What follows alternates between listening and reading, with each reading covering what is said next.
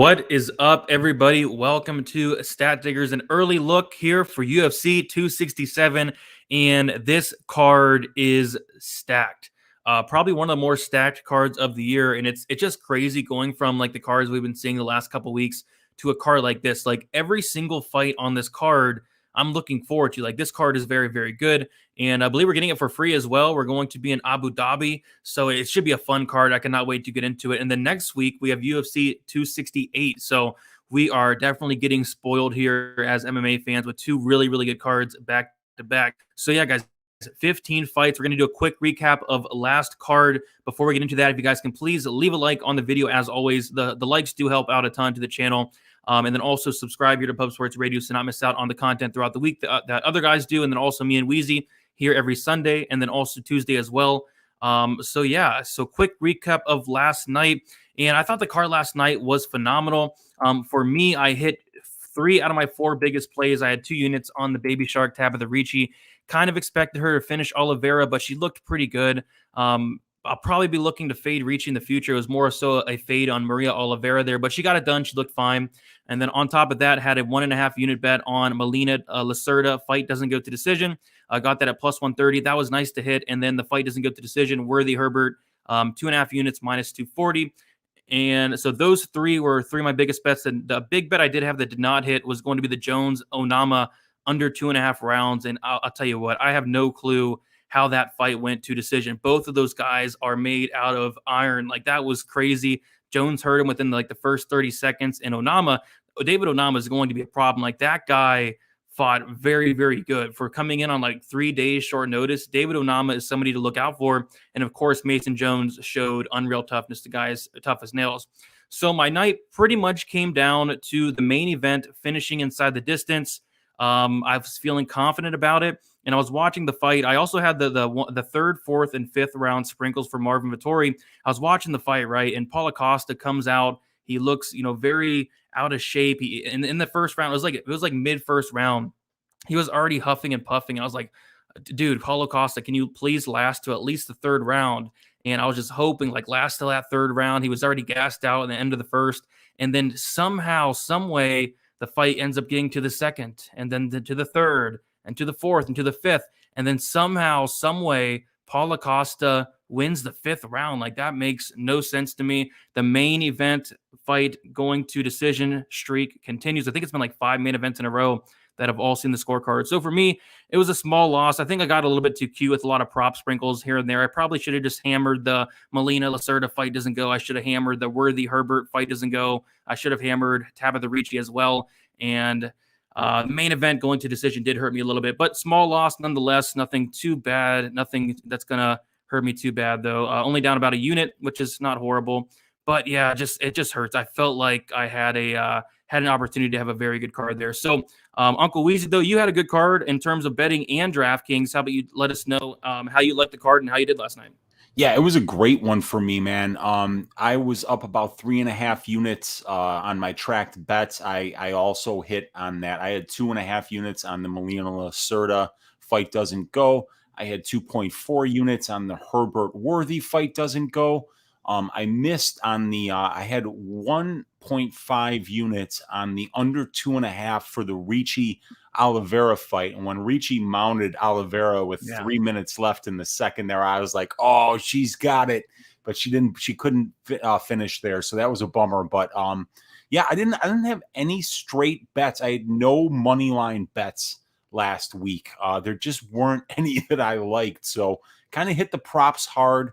Was profitable there. Also hit a half unit bet on Melina to win inside the distance. So that was huge. And then I only put one lineup in for DraftKings, and it was the lineup that I gave out right here on Pub Sports Radio on the DraftKings show. And that lineup placed 3rd in the hook and 4th in the haymaker. So I turned $11 into something like over 670.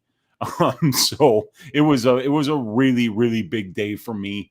But you know what? Doesn't matter what happened yesterday. Now we got 2 pay-per-view stacked cards. We got, Glover against Jan. We got, I should say Teixeira against Błachowicz, because then we've got Jan versus Sandhagen. We got 15 fights on this card to break down. A lot of spots that probably will be sticking out by the end of this show. But, dude, we're really getting treated here because the last 3 weeks, it's been a bit of a slog, hasn't it? We had a Norma Dumont and, in a main event. And, before that, it wasn't much better. And now we're really getting treated some great, great fights here. This card is so stacked.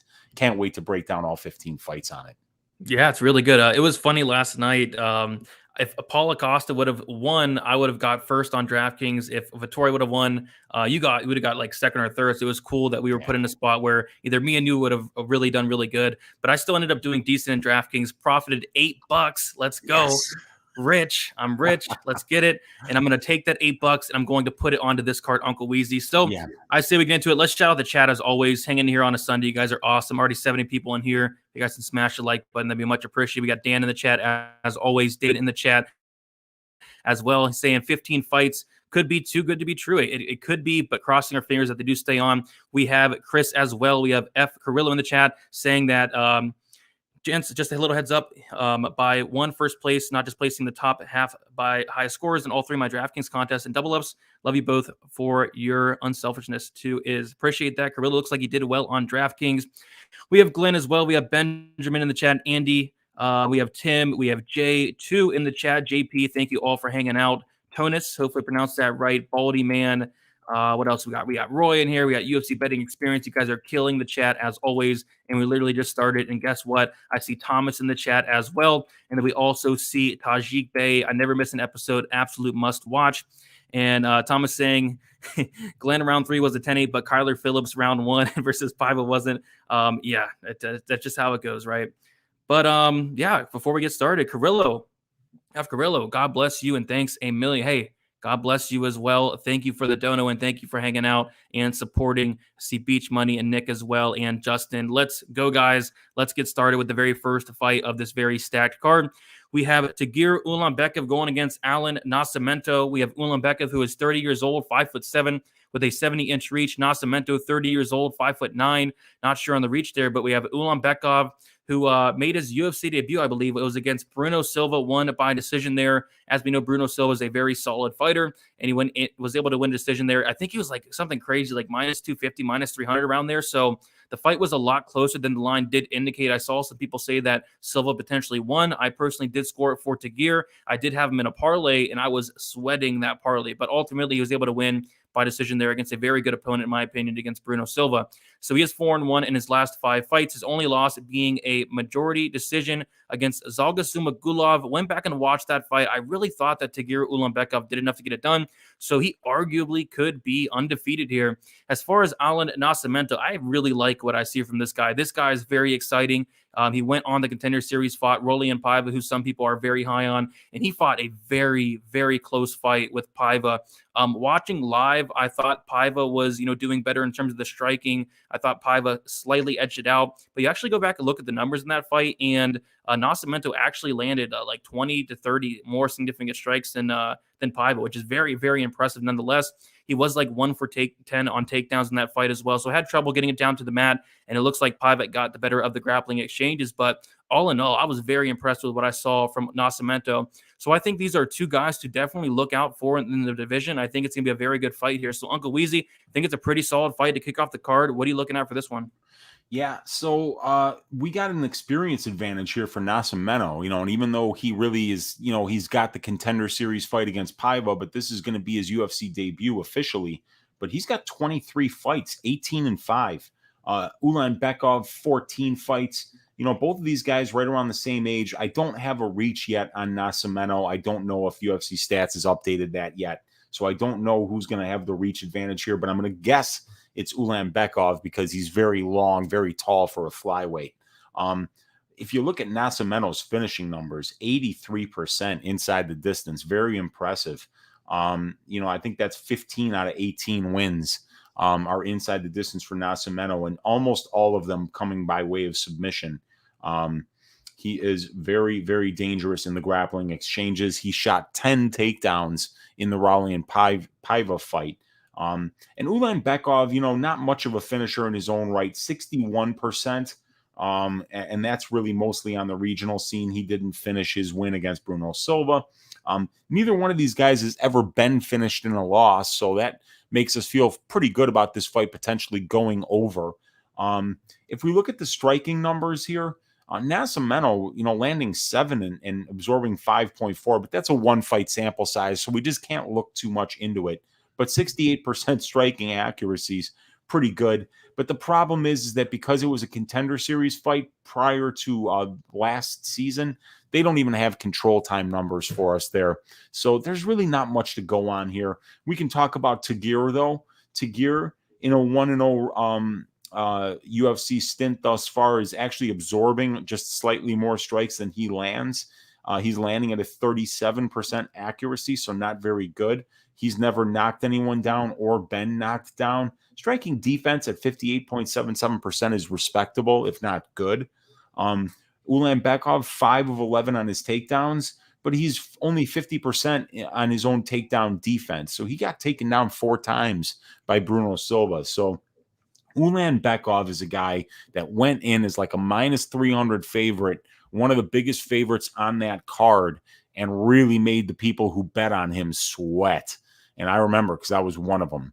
We had seen his opponent Bruno Silva just get triangle choked by a 135 or a roided out 35er in Justin Taha. And after the Taha fight, he came in and he fought Ulanbekov, and it kind of looked like, Ulanbekov was really going to be the way better fighter, and he was really hyped. And, and like you said, everyone kind of thinks of him as undefeated because that fight against Zhalgas, he got the better of it. He was controlling almost all the fight. So we just didn't see him get that nod there. But this is very interesting. I'm going to need to watch more tape on Nascimento because the numbers don't really tell us much because of a one-fight sample size for both of these guys. But we do know that they're both pretty good finishers. Nascimento, better finisher. They've both never been finished. And if we look at the strength of schedule, it's probably quite even. So the fact that Ulanbekov is such a wide favorite here, it really worries me because, frankly, he wasn't impressive against Bruno Silva, and to have to lay the same kind of juice against somebody like Nascimento, who's more experienced and arguably having fought Holly and Paiva, that you could say that this guy's fought the better brand of competition, took Holly into a split decision. So it's a stay away from me right now unless I can find a reason why I think Nascimento's got a legit path to victory here. Do you see a path to victory for him? I don't know, but what I do know, Weezy, I think the line's way off, like you said. He arguably beat Raulian Paiva. If they would have gave that decision to Nascimento, I wouldn't have cared. I thought it was a very close fight. Literally could have went either way. And we know that a lot of people are high on Paiva. I'm not the highest on him, but he's a solid fighter. Just beat Kyler Phillips in his last fight. But yeah, I talked to you about this, Weezy. 10 fighters on this card out of 15 fights are all minus 240 or higher. Like, these lines are nuts. And speaking of nuts, we see Tagir Ulanbekov opening up minus 300, and he's now minus 350. Like, that makes no sense to me. That's like saying that Nascimento's some scrub, and he's definitely not a scrub at all. He's more than capable. I will pick Tagir Ulanbekov to get it done. I think he's going to get the better of the wrestling. I think he's going to get takedowns here. I think he's going to get the better of the grappling, but I can definitely see Nascimento making this a lot more competitive than that minus 350 price tag does indicate. But yeah, Tagir Ulanbekov, he's very well-rounded, very solid wrestling, very solid grappling. But Nascimento, he's no slouch at all. This guy's good. So yeah, kind of weird. You'd think that they'd want to maybe build up Nascimento a little bit, give him somebody a little bit of an easier UFC debut here, but no, they're feeding him to Tagir Ulanbekov. So yeah, I'll go with Ulanbekov here. I don't love the price tag. We see that the fight goes to decision as minus 150. The fight doesn't go to decision as plus 110. I'm leaning fight goes to decision. I'm leaning Ulanbekov by decision, and I think it's going to be closer than the line does indicate. Any thoughts on the line? Any thoughts on the fight goes or doesn't go, Uncle Weezy? Yeah, I wouldn't bet Ulanbekov is that big of a favorite. Something that, I think I've heard MMA Lock of the Night talk about is like that Russian tax, that tax that you have to pay on anybody that's got an OV at the end of their name. And, now not only that, we're in Abu Dhabi. So a lot of these Russians, it's just kind of like a straight shot south for them. They're probably going to even be in the same time zone a lot of the time from where they live. So it's a bit of an advantage for these guys, but the prices that you have to pay, Oof. and if he were to blow this, it wouldn't be the first time we've seen somebody with an OV go in there with just a massive price tag on them and then they shit the bed. Like Abubakar Nurmagomedov got triangled by David Zawada. He was like a minus 330 favorite there. And even on the regional scene, he failed as like a minus 400 favorite. So I just wouldn't touch it, but I need to watch more of Nascimento. But it kind of pisses me off because like he's already fought in the UFC in the Contender Series. And for some reason, UFC Stats doesn't have the reach available, even though he's fought in the goddamn organization before. So it would be interesting to see if Ulanbekov does have a big reach advantage here. If he's got a 5 or a 6 inch reach advantage on the feet, which is potentially possible because the dude is super long for a flyweight, he might even keep the fight standing. And, Nascimento, not the best stand-up striker. I think he's definitely more of a grappler as we see his finishes are 72% by sub and 11% by knockout. So I would like to know what Nascimento's reach is, but outside of that, I definitely need to do a little bit more research. So what's funny is Nascimento is actually 2 inches taller than Ulanbekov, which I just saw, which is kind of crazy. Yeah, we'll have to see. I don't know the reach off the top of my head. I forget. BP saying, no, you guys tripping. Tagir rolls. Looks like BP is going to be parlaying up the minus 350 Tagir. Yeah, I think he wins. So go for it there.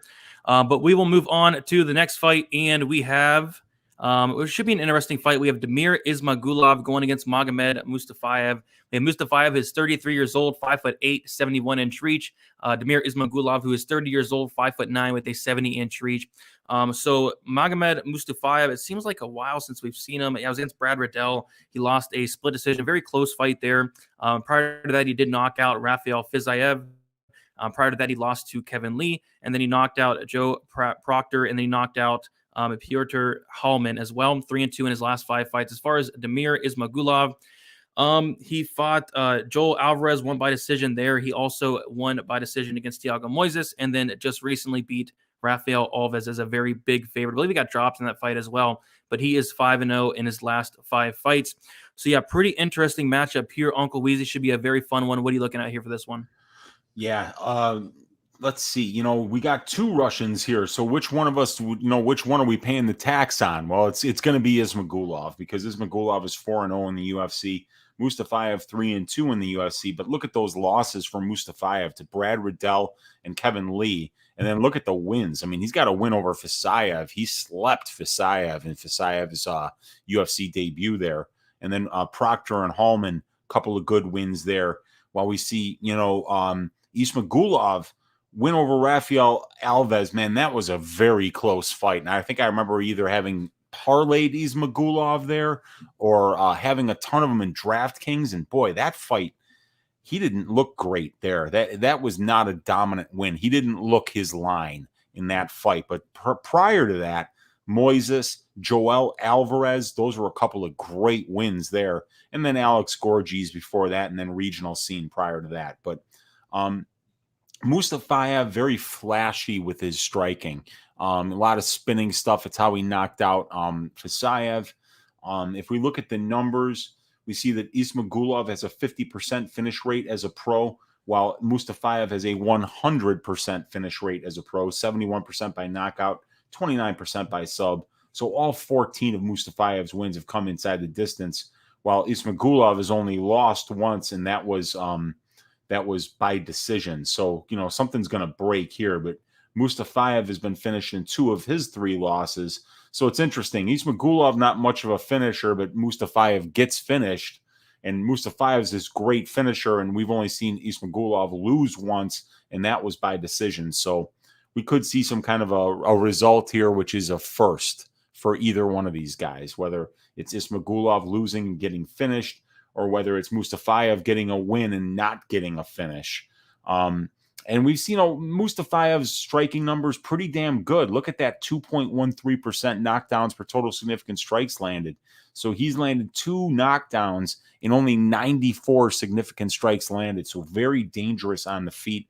almost a 59% striking accuracy for Mustafayev, while Ismagulov is really just kind of ratioing his opponents here, really kind of outstriking them, out defensively attacking his opponents here. As we see, he's landing 3.75 significant strikes a minute is Ismagulov, but only absorbing 1.9. 43% striking accuracy, 66% striking defense. He's got a knockdown, does Ismagulov, and he's also been knocked down once.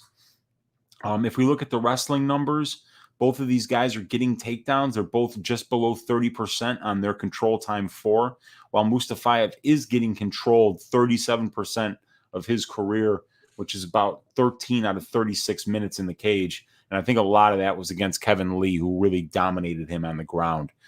If we see who's fighting the better competition here, it's Mustafayev fighting the more experienced competition, Ismagulov fighting the better win-loss competition.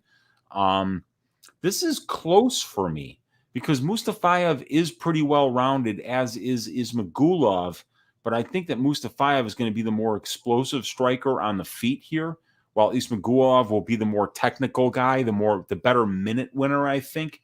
But this is a very interesting matchup here where, I could see some potential value in the line of Mustafayev here because I know that people are not betting against Damir Ismagulov, and he is already like a minus 245 favorite, is the best that you can get Ismagulov right now on FanDuel, while you can get Mustafayev right now plus 235 on Bet Online. What are you thinking here, man? Yeah, I think what scares me about the Mustafayev side is going to be that 23% takedown defense. But like you said, it did come pretty much in one fight. There was 2 fights where he's been taken down. Kevin Lee took him down 7 times, and then also Hallman took him down twice as well. But yeah, I guess that would be the one thing that does concern me because I feel like Ismagulov could go to those takedowns like he did in the Alves fight where, Alves hurt him bad in that first round, ended up getting, using his wrestling there, taking down Alves twice. Ended up controlling about half the fight there. And then also he got 5 takedowns in his UFC debut as well. So I feel like that could be a path to victory for Ismagulov. But like you said, on the feet, I feel like it's going to be very competitive. And we take a look at the odds here and we see that, Ismagulov is a big favorite. He opened up minus 300, went all the way down to minus 260. And now he's back to minus 275. Looks like some more money is coming in on him. So another big favorite, and that's going to be the trend of the show, Weezy. There's going to be a lot of very, very big favorites. And, I told everybody last week that I'm trying to stay far, far away from the parlays. Parlays have killed me this year. I am up for the year, but if I was doing no parlays, I would be like destroying it this year.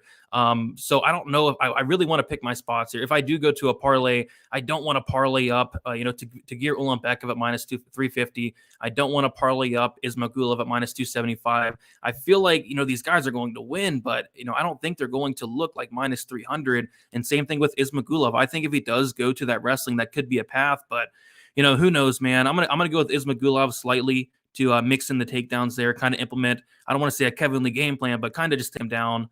We see that 23% takedown defense, and 2 fighters have been able to exploit that, Kevin Lee and Hallman there. So yeah, Ismagulov for me, and then we see that the fight goes to decision is minus 175. The fight doesn't go to decision, is plus 135.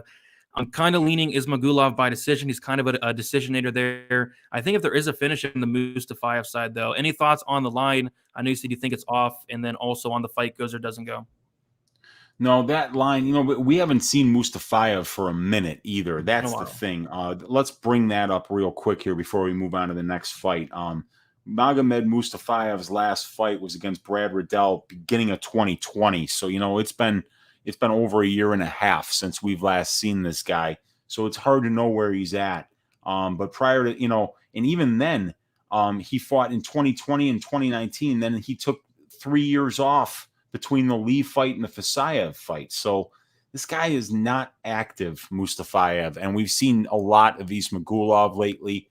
Very technical on the feet. So yeah, I'm picking Ismagulov just like I'm picking Ulanbekov, but I don't think I can bet either of them here because Mustafayev is very dangerous on the feet, and Alves definitely clipped Ismagulov in the last one. So if he can get clipped, he can be knocked down, and I just think that Mustafayev is very dangerous, and that haircut of his is just terrifying. Have you seen that thing, man? Yeah, it's It bad. looks like his barber is like a maniacal like serial killer. Who would give somebody a haircut like that, And then he just accepts it. This guy's a professional athlete. He's got money, he can't do a little bit better than that. I don't know, man. I guess I got to pick Ismagulov. Yep, sounds good. Looks like a lot of people are saying like the over or the fight goes to decision. I think that's a pretty solid look, that over where the fight goes at minus 170 right now. Dream Team saying the Vegas is built on parlays. You are 100% right. I hate parlays, especially this year, have not been working out too well. A lot of these big, even last night, I stayed away from the parlays. We had Dawson drop the ball as like a minus 600, and then we had Choi drop the ball as well. Glad I stayed away from the parlays last night, and hopefully going forward, I'm very careful with those. But yeah, I say we move on though. So we move on to the next fight. This is probably the there's always that one shit show on the card, right? There's always that one shit show, and this is it. We have Yazong Hu going against Andre Petroski, and we have Hu, who is 26 years old, 6'3" with a 72-inch reach. Andre Petroski, he is 30 years old, 6 foot with a 73-inch reach. So Petroski was on the Ultimate Fighter. He makes his UFC debut against Michael Gilmore. A fight where I kind of expected him to get it done in the first round, ended up getting it done in the third round, which was good. Showed that he had improved his cardio a little bit, but we have seen him gas out in the past before. So he is 4-1 in his last 5 fights. Competition definitely on the questionable side, but was nice to see him go in there and get his very first win in the UFC. As far as Yazong Hu, this guy is literally 3-2 in his career. This guy has 5 fights, and Petroski's not much better with 7, but still 5 fights on a 2-fight losing streak. And this guy's in the UFC. It's pretty crazy to think about. But we take a look at Hu, and this is a guy that we have not seen in some time. The last time that we did see Hu was it was 2 years and 10 months ago. So nearly a 3-year layoff for Yazong Hu. And this is interesting. So he makes his UFC debut against Cyril Asker. So this fight was at heavyweight, and Asker is able to take him down 4 times and submit him. And then he goes and fights Rashad Coulter at light heavyweight, and he loses a decision. That was a very close fight. I gave the first round to Coulter pretty easily. I gave the third round for Hu. That second round was kind of up in the air. I personally did score for Hu, but a very close fight nonetheless. And now this fight, Uncle Weezy, is going to be at middleweight. So Hu is going to be fighting at heavyweight, light heavyweight, and now middleweight. This is a guy that I believe he's training at Tiger Muay Thai. We have not seen him in 3 years. And I don't know if you remember, Weezy, but I had a bet on Hu Yazong against Alan Amedovski. We put up the 1-800 gambler, and I went and I pulled the trigger on Hu at plus money. And I forget what happened. I think Amedovski got COVID like last second, but was not able to see that fight. So this is weird for me because, on paper, I mean, you take a look at the UFC debut of Hu, and he gets taken down very easily. He gets taken down 4 times by a heavyweight in Cyril Asker.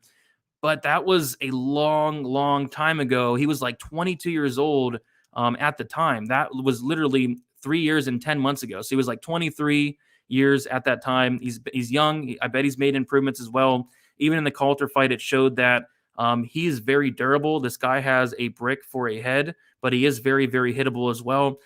It's a weird fight. I think I'm leaning towards the Petroski side as of now, but there's just so many question marks. Like if you made, any types of improvements, I'm not overly high on Petroski, so we'll see what happens. But yeah, curious to hear your thoughts on this one, Uncle Weezy. It should be a very interesting fight, to say the least.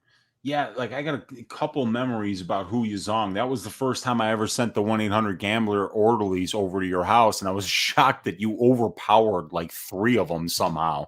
So that was wild. The second thing I remember about Hu Yazong was he was fighting Amedovski, and I took a nap before the start of the card, an hour before the card. That fight got pulled like 15 minutes before the card started.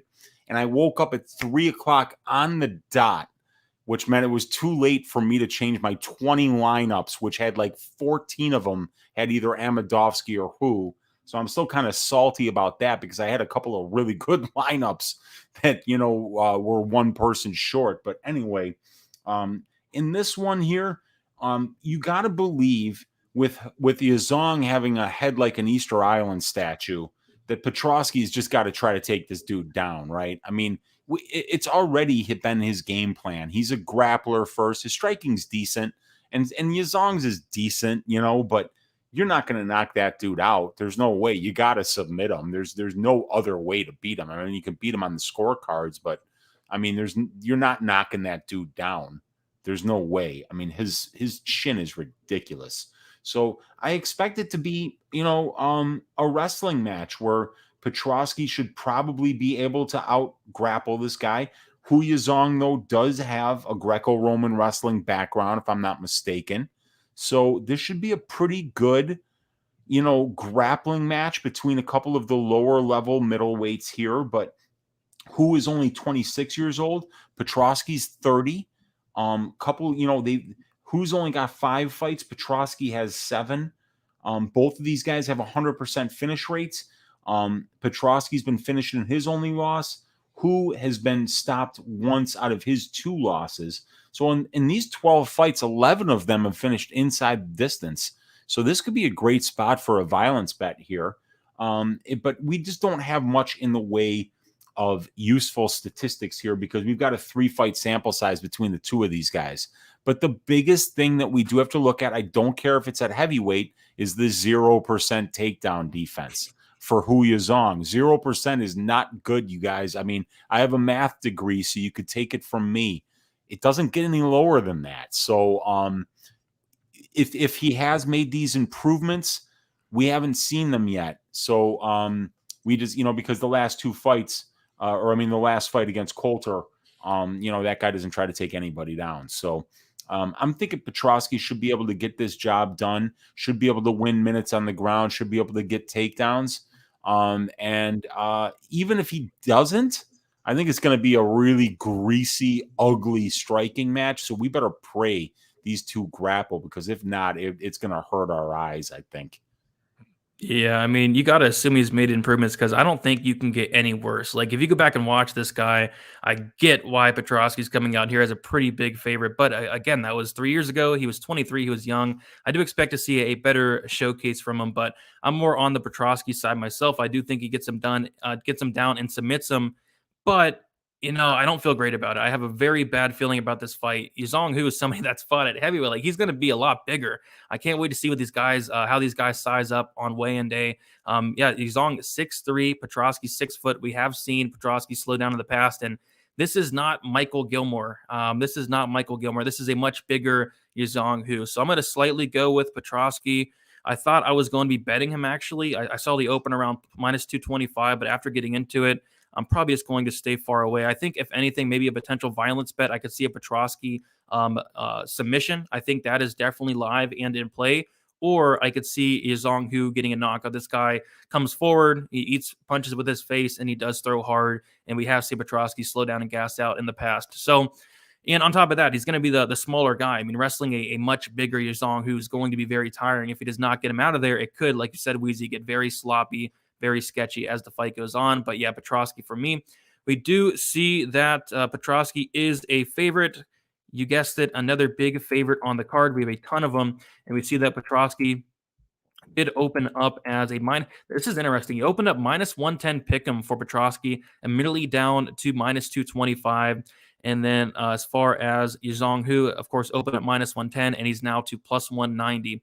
We see the fight goes to decision, plus 140. The fight doesn't go to decision, minus 180.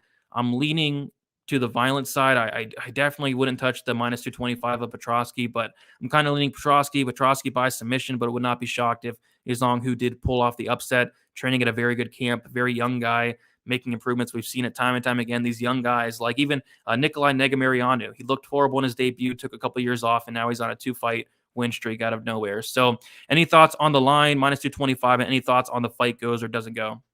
Yeah, the fight fight doesn't go at minus 180. Definitely interesting for me, but that's juiced up pretty good. And I do see this being a grappling match.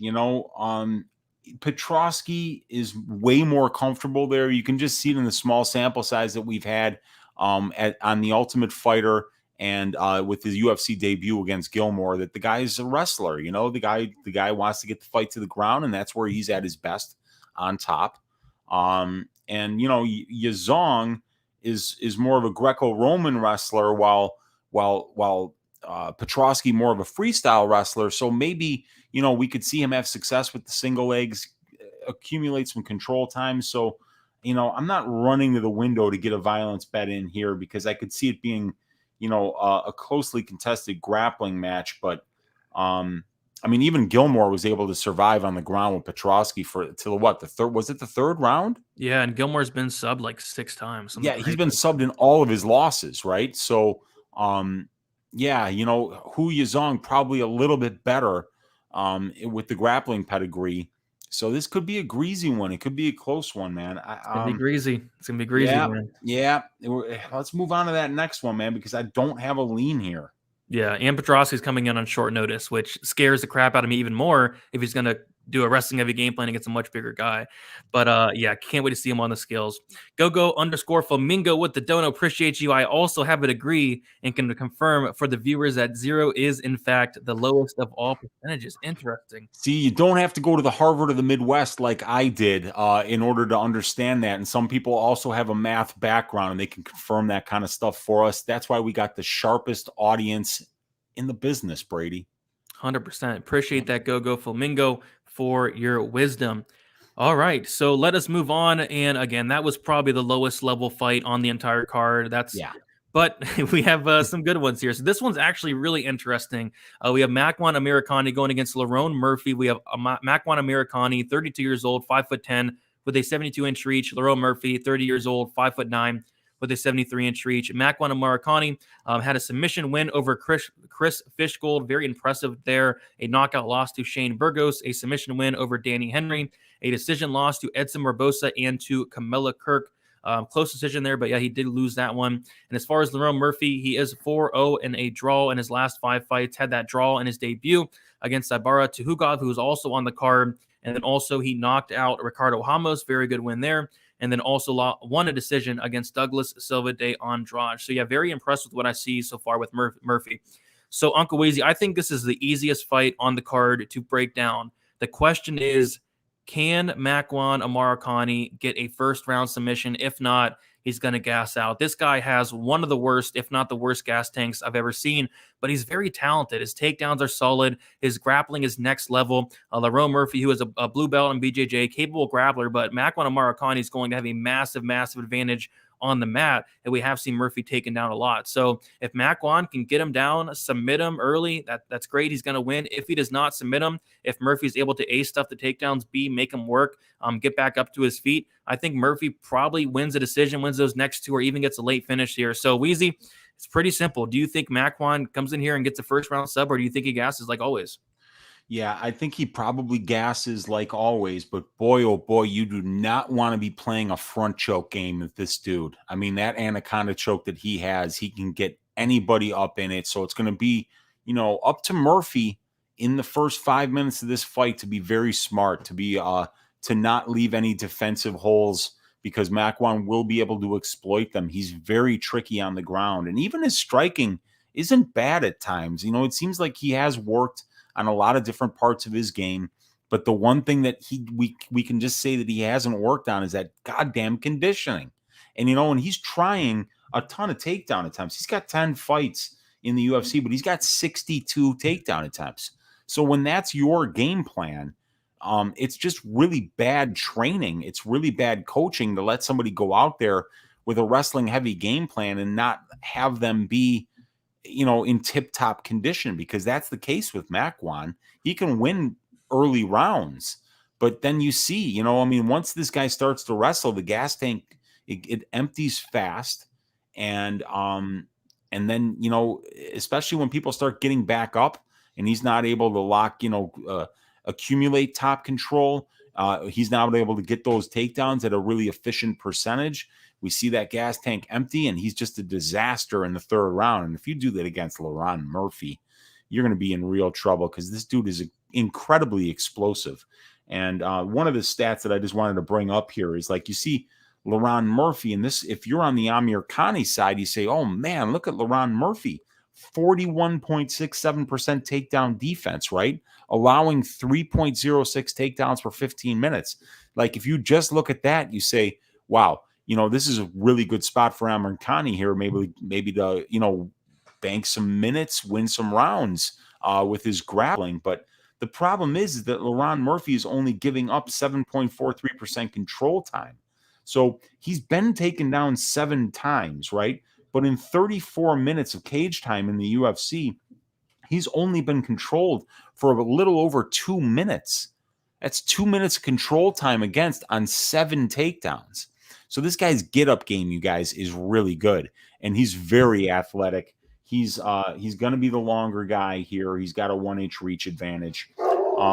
He's really explosive. So this is a great athlete against a not great athlete. It's a great striker against a great grappler.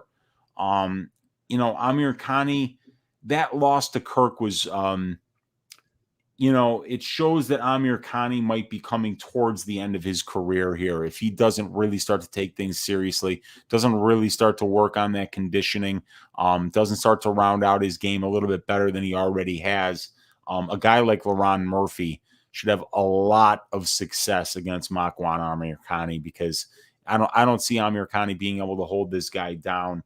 And Murphy has been dealing with a couple of really tricky guys in terms of Ricardo Ramos and Zubaira Tukhugov on the ground. If he can hang with them, he can hang with Makwan. This is one of my most confident picks of the week. I do like Laron Murphy quite a bit in this spot. Yeah, I'm pretty confident in him as well. We see that Murphy is minus 300. He's currently minus 305. Open at minus 300, currently minus 305. And then Makwan Amarikani plus 250, and he's currently plus 255. I'd probably, play this from a live betting standpoint, though. I think Amarikani has a really good chance of having a lot of success in the first round. Maybe get a better price on Murphy, because Amarikani is going to be very live in that first round. The problem is he only has a couple minutes to do it. But yeah, we see that the fight goes to decision is minus 125. The fight doesn't go to decision, minus 115. Yeah, but it's going to be another pass for me. Like I said, it may be a live betting situation where Amarikani has success early. I get a better price tag, but I'm not really digging that minus 305. Any thoughts on the money line? Any thoughts on the fight goes or doesn't go? So what do we got for the fight doesn't go right now? The fight doesn't go is sitting at minus 125. The fight doesn't go minus 115. Yeah, no real thoughts yet, because, the one thought that I do have is what might be a cheeky prop here is if you can get Laron Murphy third round better than plus 1,000, that would be pretty cool, because we do know that Makwan is just a mess with his conditioning. And in the third round, he's got almost nothing left. And a guy as powerful, as explosive as Murphy could easily get a finish late in this fight. Yeah, I think the third round is definitely live here. I think if you are on the Makwan Amarikani side, I think it's pretty simple. I would bet him by first round, or I bet him by first round sub. You get even more of a better price tag for him. I think that is his path to victory. But I say we do move on. We have 130 of you in here. If you all can smash that like button, we are going over 267, UFC 267, which is a stacked card. And now we'll move on to a fight that this is probably the one fight on the card where I'm like, I don't love it, but we have 14 other really good fights. But this is the one fight where I'm like, I'm not too excited about it. But we have Shamil Gamzatov going against Mikhail Oleksiejczuk. And by the way, Weezy, I don't know if you noticed, but this is probably the card, the hardest pronounced card on the year. Like, it's so hard to pronounce a lot of these last names, like Ulanbekov, Nascimento, Mustafayev, Ismagul. Like, these are hard, and it's for the whole card. So if me and Weezy mess up, which we probably might on some of these, cut us some slack, because this is crazy this week. So we have Gamzatov, though, going against Mikhail Oleksiejczuk. We have Gamzatov, who is 31 years old, 6'2" with a 76-inch reach. Oleksiejczuk, he is 26 years old, 6 foot with a 74-inch reach. So Gamzatov is going to be 5 years older. He's going to have a 2-inch height advantage and a 2-inch reach advantage as well. Definitely going to be the bigger guy. So Gamzatov did make his UFC debut against Klidson Abreu, won a split decision. I personally scored it for Klidson Abreu, but I don't think anybody won in that fight. That fight was horrible to watch. Almost fell asleep during it. But he is 5-0 in his last 5 fights. Obviously, he's undefeated with a 14-0 record. As far as Mikhail Oleksiejczuk, he did get a knockout win over Jean Vellante, had a knockout win over Antagulov, had a submission loss to Ovince St. Preux, a submission loss to Jimmy Crute, and a decision win against Modestas Bukauskas, who's ever since then been cut. Very close fight. I did personally score it for Bukauskas, though.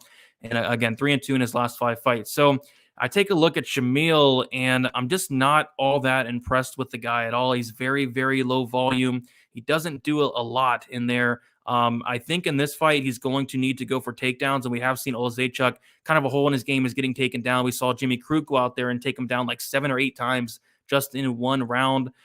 So yeah, takedowns could be a route for Khamzat, but he doesn't go for a ton of them. I mean, even outside of the UFC, I was only able to watch like 3 fights, but he's not like going out there and getting a lot of takedowns, or at least attempting a lot. And even when he does, he doesn't look like the best in terms of getting it down to the mat. So yeah, I feel like this is going to be a very close fight. I feel like it's going to be very grimy and greasy. I feel like it goes to decision. I feel like it could be one of the more boring fights. We saw Oleksiejczuk as somebody that kind of changed his style up. He used to fight like a madman, go out there and try to get that early finish, but he got exposed by St. Preux, he got exposed by Crute, and he came out against Błachowicz and kind of did the opposite of what I thought he should have done. I thought he should have went out there and probably fought like a madman and tried to knock this guy out. But what he did was he tried to, be more technical. He tried to kind of slow down the pace a little bit, and he got a win out of it. So I don't know what we're going to see from the Oleksiejczuk side, but what I expect to see from the Khamzat side is kind of a slow-paced kind of a mirror match here. So any thoughts on this one, Weezy? Am I being too harsh on this fight, or are you looking forward to it?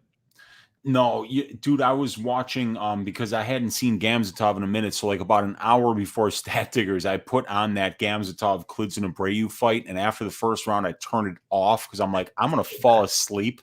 And then Brady's going to start Stat Diggers without me because I'm going to fall asleep on the couch. So yeah, same thing. And yeah, and about the pronunciation of the names, man, this is hard, dude. I grew up watching the Chicago Cubs. So I remember watching Harry Carey call games for the Cubs. And dude, that guy couldn't pronounce the last name Smith without fucking it up. So if he had to pronounce a card like this, I think he would have quit somewhere in the 3rd inning. He wouldn't have been able to get any of these names right. And it's amazing that I even get some of them right. But yeah, this fight, that Khamzat debut against Klidson was really low paced, really hard to watch. And Oleksiejczuk is kind of like the opposite, where Khamzat reminds me a little bit of like a Shamil Abdurakhimov, where he kind of drags his opponent into a very slow pace. And when he does that, he can outpoint them, outpoint fight them, use a little bit of wrestling to win minutes here and there. And I kind of see the same thing out of Khamzat. Maybe that's why he's 14-0. Like a guy like Alexei Konchenko a while back was 20-0 coming into the UFC. And then you watch him fight and you're like, he's a point fighter. How the hell did this guy go undefeated? And it's because they can kind of, like you say, a mirror match, and they go out there slow. They make their opponent even slower. They think a lot, and they can just thrive in that kind of an environment. Oleksiejczuk, on the other hand, should be the perfect opponent to take Khamzat out of that pace. If we see that old, that spastic, Oleksiejczuk that kind of comes out like a house of fire, and he just, looks like he's on bath salts. He's just coming at you from all angles, and you don't know where the next one's coming from. It doesn't look technical. That might be his best chance here because Khamzat is very technical. He's very thoughtful. It's kind of an ugly fight here. Let's see where the lines are here, because I think that can maybe tell me a little bit more. But before we do that, Khamzat lands 4.27, absorbs 2.13. Oleksiejczuk also pretty good, landing 4.45, absorbing 3.24. Both of these guys have really good striking defense on the feet. Oleksiejczuk has got 4 knockdowns, though, and 194 significant strikes landed. So that could be potentially a problem for Khamzat. If we look at we do see that Oleksiejczuk 40% takedown defense in the UFC, so it could be very easy. If Shamil doesn't like how it's going on the feet, he could go to that wrestling and win some minutes there.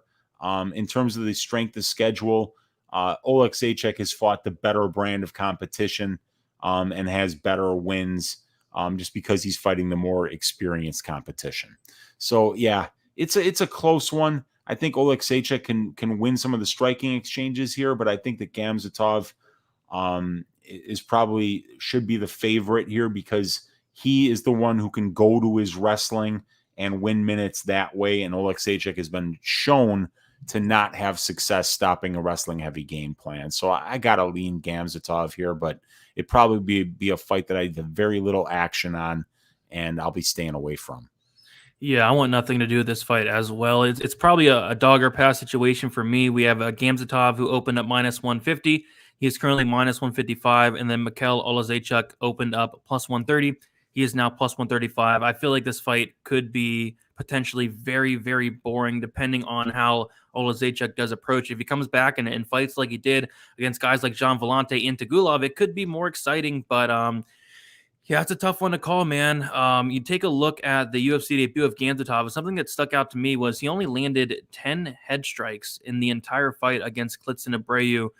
He landed 31 leg kicks, and they also landed 23 to the body as well. So not going to be the case for Olazechuk. He kind of headhunts at times, but we'll see how he comes into this fight and approaches it there. But yeah, like you mentioned, Olazechuk does have a hole in his game. Jimmy Crew took him down 7 times, so that could be a path to victory. But just taking a look at Antagula from what I've seen, and there was only like 4 fights available of the guy. He doesn't go for the takedowns as much as you really like to see. I think even in the Abreu fight, he only went for 1 takedown and was not able to get it. So, yep, we'll see what happens though. Dog or pass situation for me, and I'm going to stay far, far away. A fight goes to decision minus 160. Fight doesn't go to decision plus 120. Absolutely no lean on that because again, it all depends. If Mikhail Olazechuk comes out here and fights like he is on bath salts, like he has in the past, I could see this finishing. I could see it being Olazechuk early or him potentially gassing out like he has before. But if he comes out and fights like he did against Modestas Bukauskas, I can almost guarantee you that this is going to be a very boring decision. So, any thoughts on the money line? Any thoughts on the fight goes or doesn't go easy?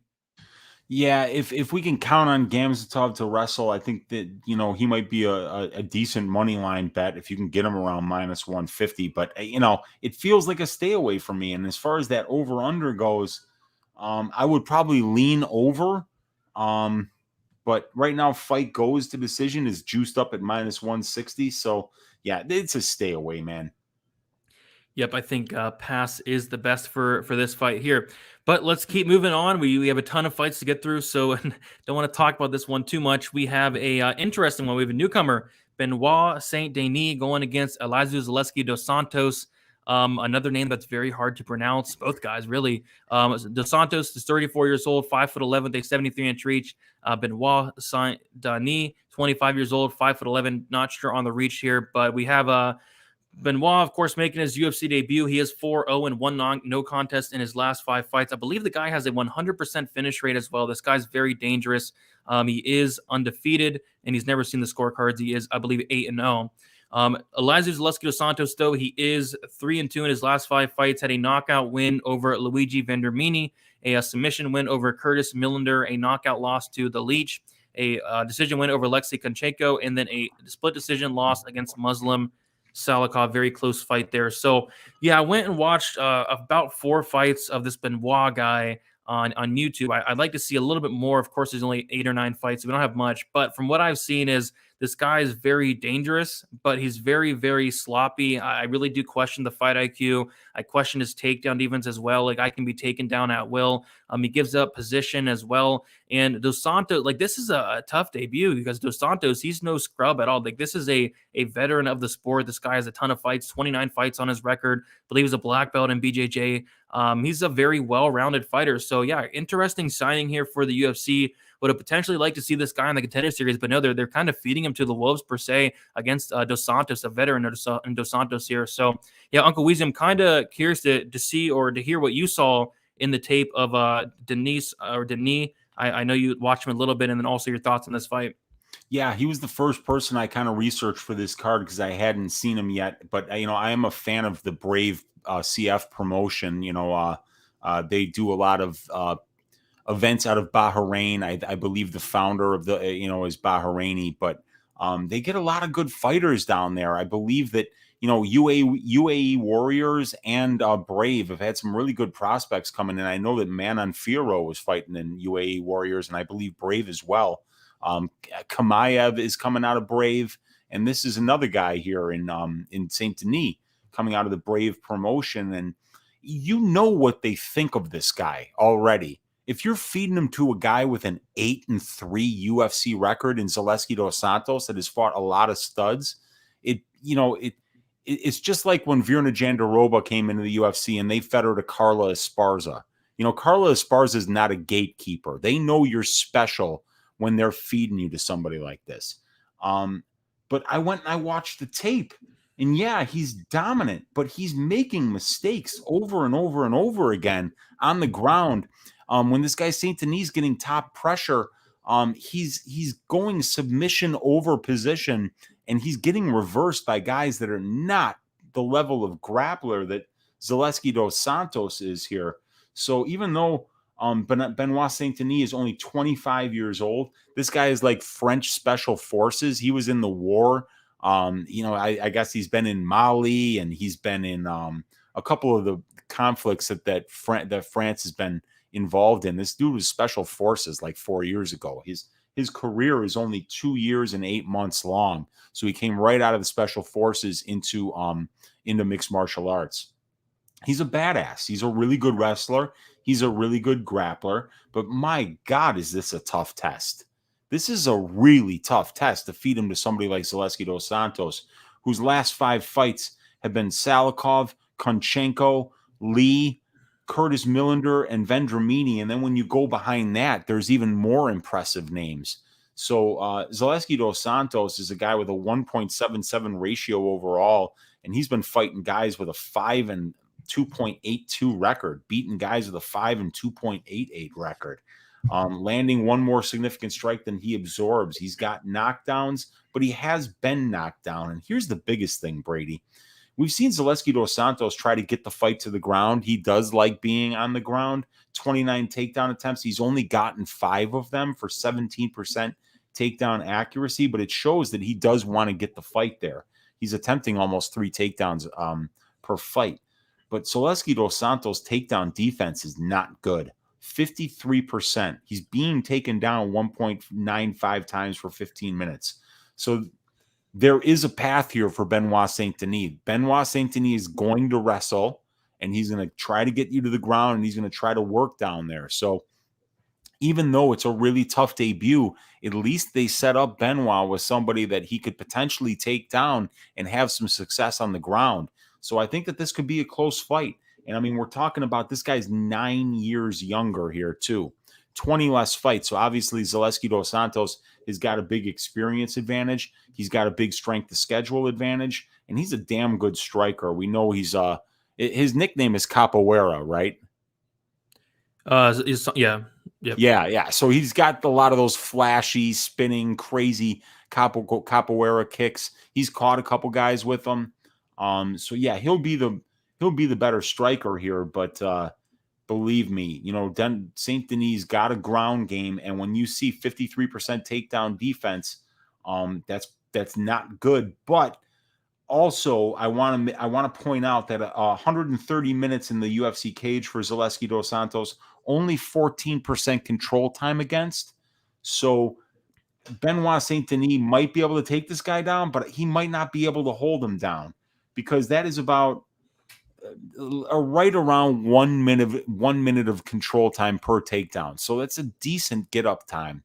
But yeah, there's a couple of things I like on the Saint Denis side here, but I've got to lean Zaleski dos Santos because I've just seen Saint Denis be a little bit sloppy in the grappling. And if he's not winning the stand-up exchanges, we've seen, lately that the judges are scoring more damage than they are scoring for control time. Yeah, and I will say that Santos will have a striking advantage here. And I also will say that I do think Denis can potentially take down dos Santos here. It's just, can he control him?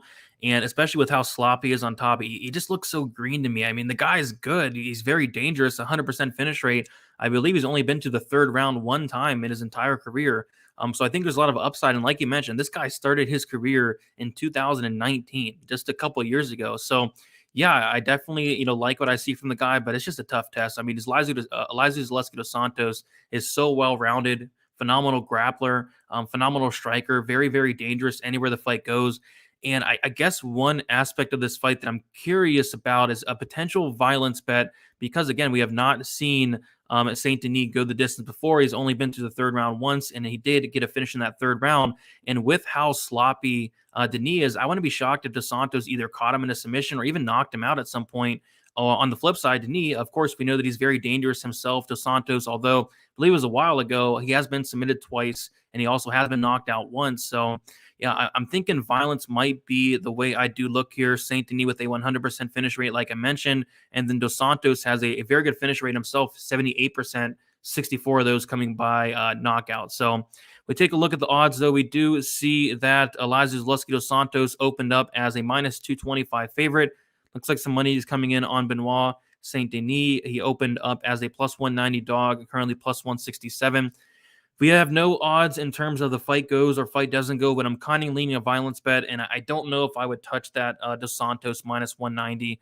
Because I do like what I see from Saint Denis, but he's just way too sloppy, way too green for my liking against a veteran of the sport like Dos Santos. So any thoughts on the fight goes, fight doesn't go? Any thoughts on the money line? Yeah, so last week, one of my biggest bets was the Molina fight doesn't go to decision because Daniel Lacerda, making his UFC debut, 12 fights, never went to the scorecards once, only been out of the first round once. So even though we saw Molina had been to a decision in his last 2 fights, we got plus 130 on that bet. Did we not, Brady, when that line opened? Yep. And that's the thing, you guys. When you see a fighter like Saint Denis who's never been to the scorecards and they're making their UFC debut and he's going to be in Abu Dhabi away from France, there's some things here that, well, I mean, brave promotion. He probably is used to being out there or somewhere near there. But there's a potential adrenaline dump. There's the fact that this guy does finish fights quickly. And when one of the 2 fighters is that kind of a fighter, you might get some really good value on that fight doesn't go. Unfortunately, we don't have any props. Nothing's dropped on this one yet. I think that this one was just added to the card fairly recently. So, but yeah, I'm right there with you. I will be looking for violence because it could even open plus money. And that would be a spot that I would probably smash with a couple of units.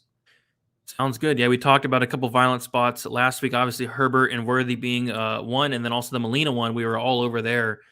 This is the first violence bet I believe we mentioned, so something to look out for. We'll see if we can get it at some good odds there. But yeah, let us move on. About 150 of you in here. If y'all could smash that like button, appreciate you guys hanging out on a Sunday. I know a lot is going on Sunday, lots of sports going on, but you guys are here with us, and we do really, really appreciate that. So let's move on to this next fight. I'm kind of looking forward to this one. We have Albert Duraev going against Roman Kopylov. We have Duraev, who is 32 years old, 5'11" with a 75-inch reach. Kopylov, 30 years old, 6 foot with a 75-inch reach. So Duraev just got a submission win in the very first round on the Contender Series. He is 5-0 in his last 5 fights. Roman Kopylov, his last fight was against Karl Roberson. He did lose that fight by submission, and he is 4-1 in his last 5 fights. So I went back and watched the Kopylov fight, and it looked like he he looked nervous. He looked very nervous in that Roberson fight. And, how could he not? Like, that's a tough matchup going in there, being a striker and trying to win a striking fight with Karl Roberson, who's obviously a very good striker in his own right. And he looked very nervous. But when he did let his hands go, he looked really good. But he did not let his hands go enough, ended up getting submitted in that 3rd round. Roberson was able to take him down and submit him shortly after. But the last time we did see Kopylov fight was in 2019. So it's been a while since we have seen Kopylov. I mean, he's a young guy. What is he, 30?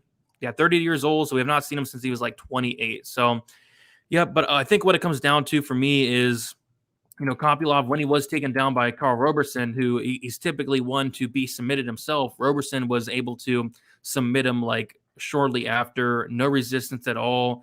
It looked like Kopylov didn't really know what he was doing on the mat, and if Duraev gets him down, I think the fight's going to be over shortly after. But yeah, back to Kopylov. The last time he fought was 2 years ago, 1 year and 11 months ago against Karl Roberson, and of course Duraev just fought recently, like 1 month and 1 week ago on the Contender Series. So you take a look, Duraev, went back and watched some tape on him. Decent striking. I guess one thing I noticed was Roberson was able to, really attack the legs, really damage the legs of Kopylov, and that's something that Duraev does do well. But I think the big difference here, Weezy, is going to be Duraev getting it down to the mat and probably finding a submission shortly after.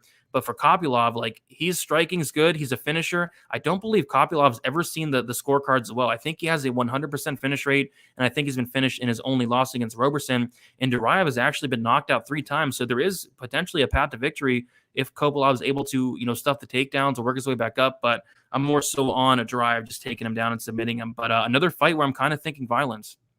Violence is exactly what I'm thinking here, and this is the holy grail of violence bets for me is when I see at least 4 combined losses and all of them have been inside the distance. That for me just has me thinking immediately violence.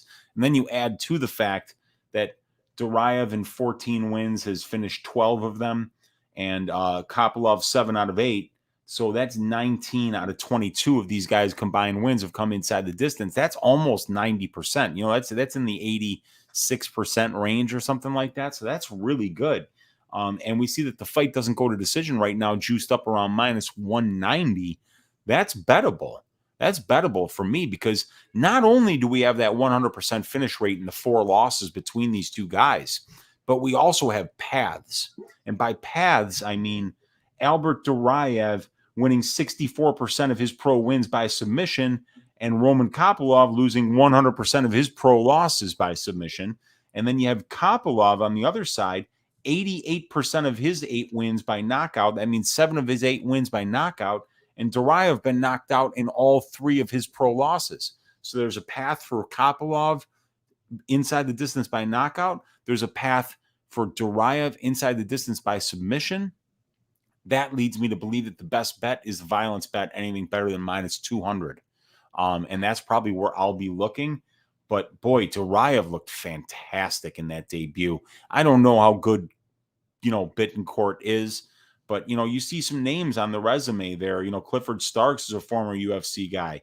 And then for Kopylov, he fought Luis Dutra, who was an Ultimate Fighter Brazil guy who had a couple of UFC fights. I believe Dutra is best known for losing a fight due to DQ when he was doing downward elbows to the back of Kunimoto's head. It was a really ugly, really dirty move by Luis Dutra. But yeah, Kopylov, knockout artist. Duraev, great submission grappler. And there's paths for both of these guys to get it done inside the distance. So fight doesn't go is definitely what I'm looking at for this one. Yeah, I think that's the best angle for sure. We have Tim in the chat with the dono. Appreciate you, Tim. $4.99. Shout out to Tim. Thank you for hanging out and thank you for the support. Saw you in the chat, Danny, as well. Danny, TikTok, killing it with the TikToks. I always love seeing those. Shout out to Danny as well.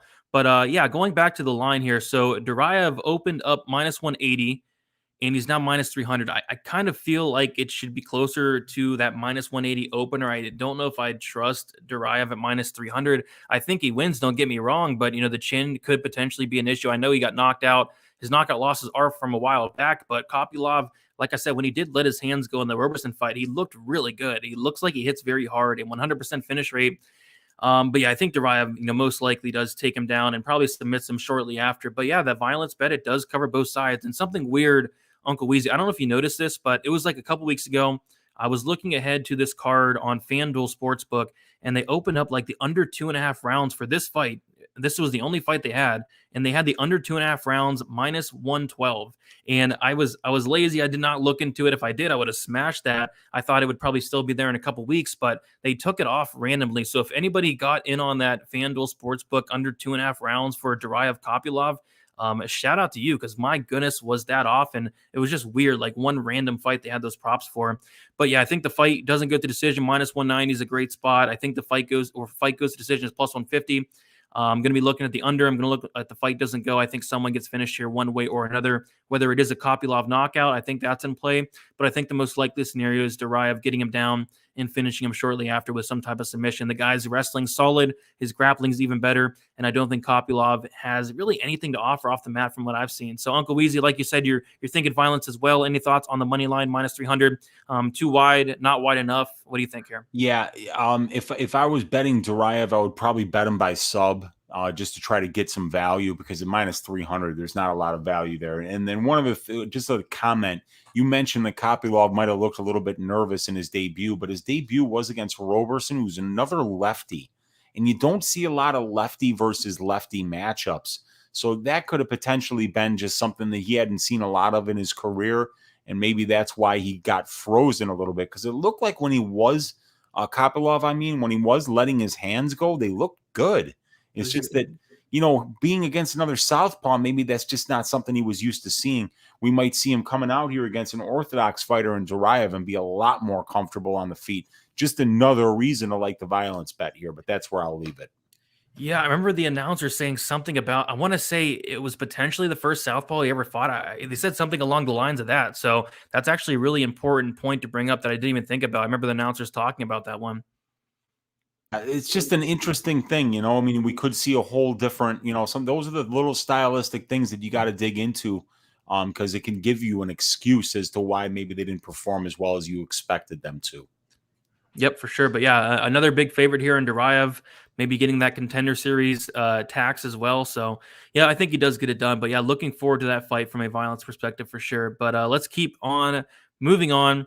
And we have Ricardo Ramos going against Tybura Tukhugov. We have Ramos, who is 26 years old, 5'9", with a 72-inch reach. Tukhugov, 30 years old, 5'8", 68-inch reach. Ramos is going to be 4 years younger. He's going to have a 1-inch height advantage and also a 4-inch reach advantage. We'll take a look at their last few fights. Ramos did lose by knockout against Syed Nurmagomedov. He won by decision against Journey Newson. A submission win against Eduardo Garagori, a knockout loss to Lerone Murphy, and then a decision win against Bill Algeo. As far as Tukhugov, he had his 2-2-1 draw in his last 5 fights. He had a split decision win over Felipe Nover, a split decision loss against Renato Moicano, a draw against Lerone Murphy, a knockout win against Kevin Aguilar, and then a split decision loss against Hakeem Dawadu. So, yeah, interesting fight here. Really curious to hear your thoughts on this one, Weezy. Bet the draw. Okay. Let's go on to the next one. No, Tukhugov is in nothing but close fights. Look at that. Split decision against Dawadu. Split decision against Lerone Murphy. Split decision against Moicano. Split decision against Nover. It doesn't matter the level of competition. He fights to the level of his competition. A guy like Nover is 1-6 in the UFC, and he was that fight was almost a draw. So, and then we got Ramos, really good grappler. Tybura is really kind of good all around. He can definitely wrestle. He can definitely hit hard, but he's not much of a finisher. Like I say, this is a fight where I would be looking for the over 2.5 on this one as a great start, because Tybura with a 42% finish rate, and he's only fought like 30% of his career at the UFC level. So that means 70% of his career has taken place on the regional scene, and he's not even finishing half of those guys. So that's something to talk about, and Ramos, a 33% finish rate in his UFC wins. For Tukhugov, it's actually 50%, but he actually finishes at a higher rate in the UFC Tukhugov than he did on the regional scene. So this is an interesting one, man. And we haven't seen Tukhugov in a minute, right? That Dawadu fight was probably a couple of years ago at this point, if I'm not mistaken. The strength of schedule is close. Ramos's wins are better. The overall is close. It's Tukhugov who's fighting the more experienced competition. It's Ramos who's fighting the more better win-loss competition. Striking is close. Grappling is close. I don't know what to say about this one, man. I haven't seen either of these guys in a minute. So yeah, what are you thinking on this one? I think, like you said, Weezy, it's going to be a close fight, like all Tukhugov fights pretty much are. But yeah, the last time we did see Tukhugov was actually 1 year ago exactly, against Hakeem Dawadu. Last time we saw Ramos was 5 months ago. But yeah, it's a really close fight because on the feet, like, I think Tuhugov's good on the feet and all, but he just doesn't throw anything at all. Like, watching his fights are really, just he doesn't do a lot. But what he does do well is the grappling. His takedowns are really good. His control is really good. And on the flip side, Ramos is somebody that wants to get it down to the mat. His grappling's phenomenal. He's somebody that got 8 takedowns in his last fight against Bill Algeo. The problem with that is Tukhugov has very good takedown defense, sitting at 100%. He stuffed all 5 takedowns. So I'm not sure if Ramos is going to be able to get this fight down to the mat, whereas I think if Tukhugov wants to get it down to the mat, I think he can. On the feet, I think Ramos probably does more, and for that reason, I'm going to favor him. He's going to just do more, and that's enough for me. But yeah, it's a very close fight. I could see Tukhugov having success in terms of controlling Ramos and taking him down. But regardless, it's going to be a very close fight, and the line does indicate that. We see this being the third closest fight on the card. We see that Tukhugov opened up -110. That's kind of where I'd put it, Weezy. And he's now -170. And we see that Ricardo Ramos opened up -110. He's now +145. I kind of agree with that opener a little bit more. I see this going to decision. I see it being very, very close, but I will slightly lean with Tukhugov because I think he's going to have more success in being able to take down Ramos, being able to control him. Where on the flip side, I don't know if Ramos is going to be able to take down Tukhugov and control him. And again, the striking is going to be very close and competitive as well. We see the fight goes to decision, -165. The fight doesn't go to decision, +125. I think the fight goes to decision is the way to go. Why is that, though? Why is the fight goes to decision only -165? That seems a little bit off. Maybe it's because Ramos has been finished in all 3 of his losses. Ramos is a decent finisher, but yeah, Tukhugov's not much of a finisher. So yeah, I'm kind of leaning over. I'm kind of leaning the fight goes to decision, and I'm kind of leaning Tukhugov, probably a split decision, very close one. But yeah, in terms of a prop, I'm kind of looking at the fight goes. Yeah, fight goes very interesting. But yeah, we've got actually, 8 combined losses for these guys. That's a really good sample size. And we're seeing, half of them have been finished inside the distance. For Ramos, it's 3 out of 3. For Tukhugov, it's 2 out of 5. Add that up, you get 5 out of 10. So, it kind of feels like the line should be -115 apiece, -110 apiece, and that the fight doesn't go should be a pick 'em as well, because you could see Ramos getting a submission, maybe you can get Tukhugov getting a knockout. But all the striking metrics just a little bit better for Tukhugov. The ratio a little bit better, the power a little bit better, the chinniness a little bit better, the defense a little bit better. The only thing that Ramos is a little bit better on than Tukhugov is 41% accuracy instead of 38% accuracy. So, yeah, it's a close fight, man. It's a close fight. Dan saying Ramos is +330 on my book. That seems wide, considering the fight will be tighter than a nun's. What? What's wrong with you? What's wrong with you, Dan? Anyway, thoughts on the +3? And that is a really descriptive reference there, but he nailed it. He nailed it. But what is that really -300 on his book? I don't know what book he has, but yeah, if I got +330, I'd be taking the shot. Yeah, I'd be taking plus money on whichever guy. I mean, Tukhugov is in close fights. It doesn't matter what. If you're getting +330 on one side, just take that. But yeah. The books that I'm seeing right now is Tukhugov -160, Ramos +145. Yeah, for sure. Yeah, Dan, you almost got me to say it, but no, not close enough, man. All right, that was good. That was funny. I enjoyed that. Okay, let's move on though to Weezy. This is our main event. Like, I'm really looking forward to this fight. I know you've been talking about this fight for like months now. It is finally here. Amanda Ribas going against Virna Jandiroba. We have Ribas, who is 28 years old, 5'3", 66-inch reach. We have Jandiroba, 33 years old, 5'3", with a 64-inch reach. Ribas, she is 4-1 in her last 5 fights. She won by submission against Emily Quitmeyer, a decision win against Mackenzie Dern. That was the fight where Dern came back off of a pregnancy. She was able to win by decision there, and had a decision win against Miranda Marcos, a submission win against Paige Van Zandt, and then got knocked out by Marina Rodriguez. That was her second knockout loss in her career. First one against Poliana Viana. As far as Virna Jandiroba, she is 3-2 in her last 5 fights. A decision loss to Carla Esparza, a submission win over Mallory Martin, a submission win over Felice Herrig, and a decision loss to Mackenzie Dern, and a knockout win against Kanako Murata, her very first knockout win in her career due to an injury. I remember having the sub prop for Virna. She goes out there, she breaks her arm. Murata's too tough to tap, and doctor stoppage TKO. So that was great. But yeah, Virna made a lot of improvements in that last fight against Murata. Her striking looked a lot better. Yeah, I won't talk too much about this, Weezy. I know you have a lot to say, so I'll kind of kick it to you here. Let's see what you got.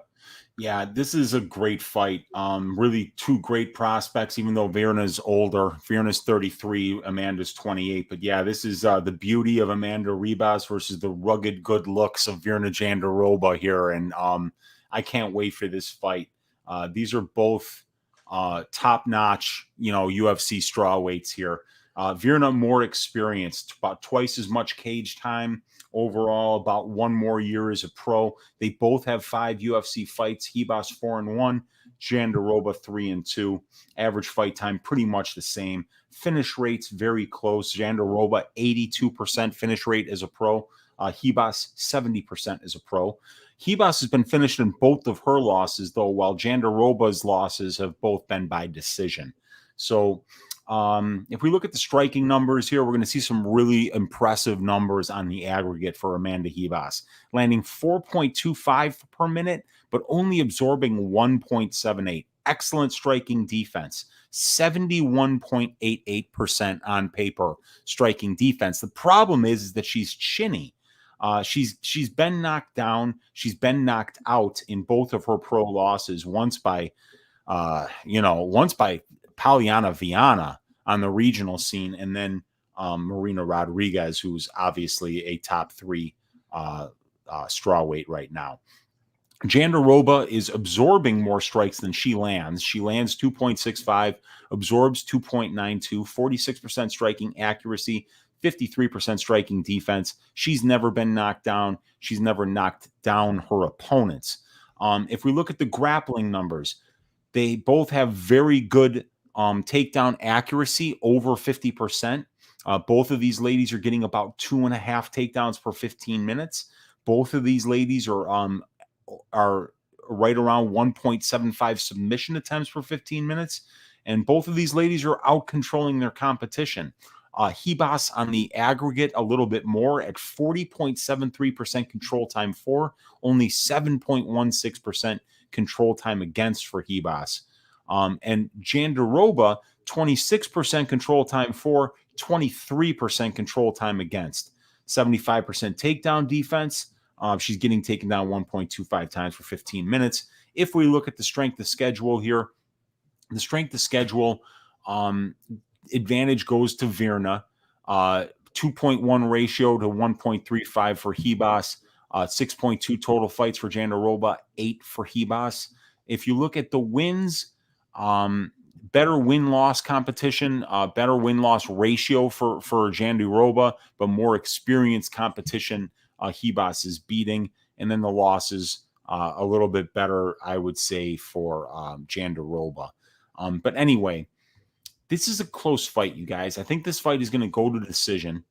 Ribas is the more technical striker, really more likely to win minutes on the feet. But we did see Virna take the next step in the Murata fight with her striking. Dominic Cruz was singing the praises of Virna Jandiroba's striking, which is kind of funny because in the debut for Jandiroba against Carla Esparza, I remember Paul Felder said like 5 different times, Virna's overhand right is very slow, and she needs to get a little more speed on that overhand right because it's very slow. He just kept saying it over and over again, and it was really slow. I said that you could time it on a sundial. It was that slow. And Ribas much faster to the target, much straighter to the target. So she's definitely the better striker here, but the problem is the level of competition.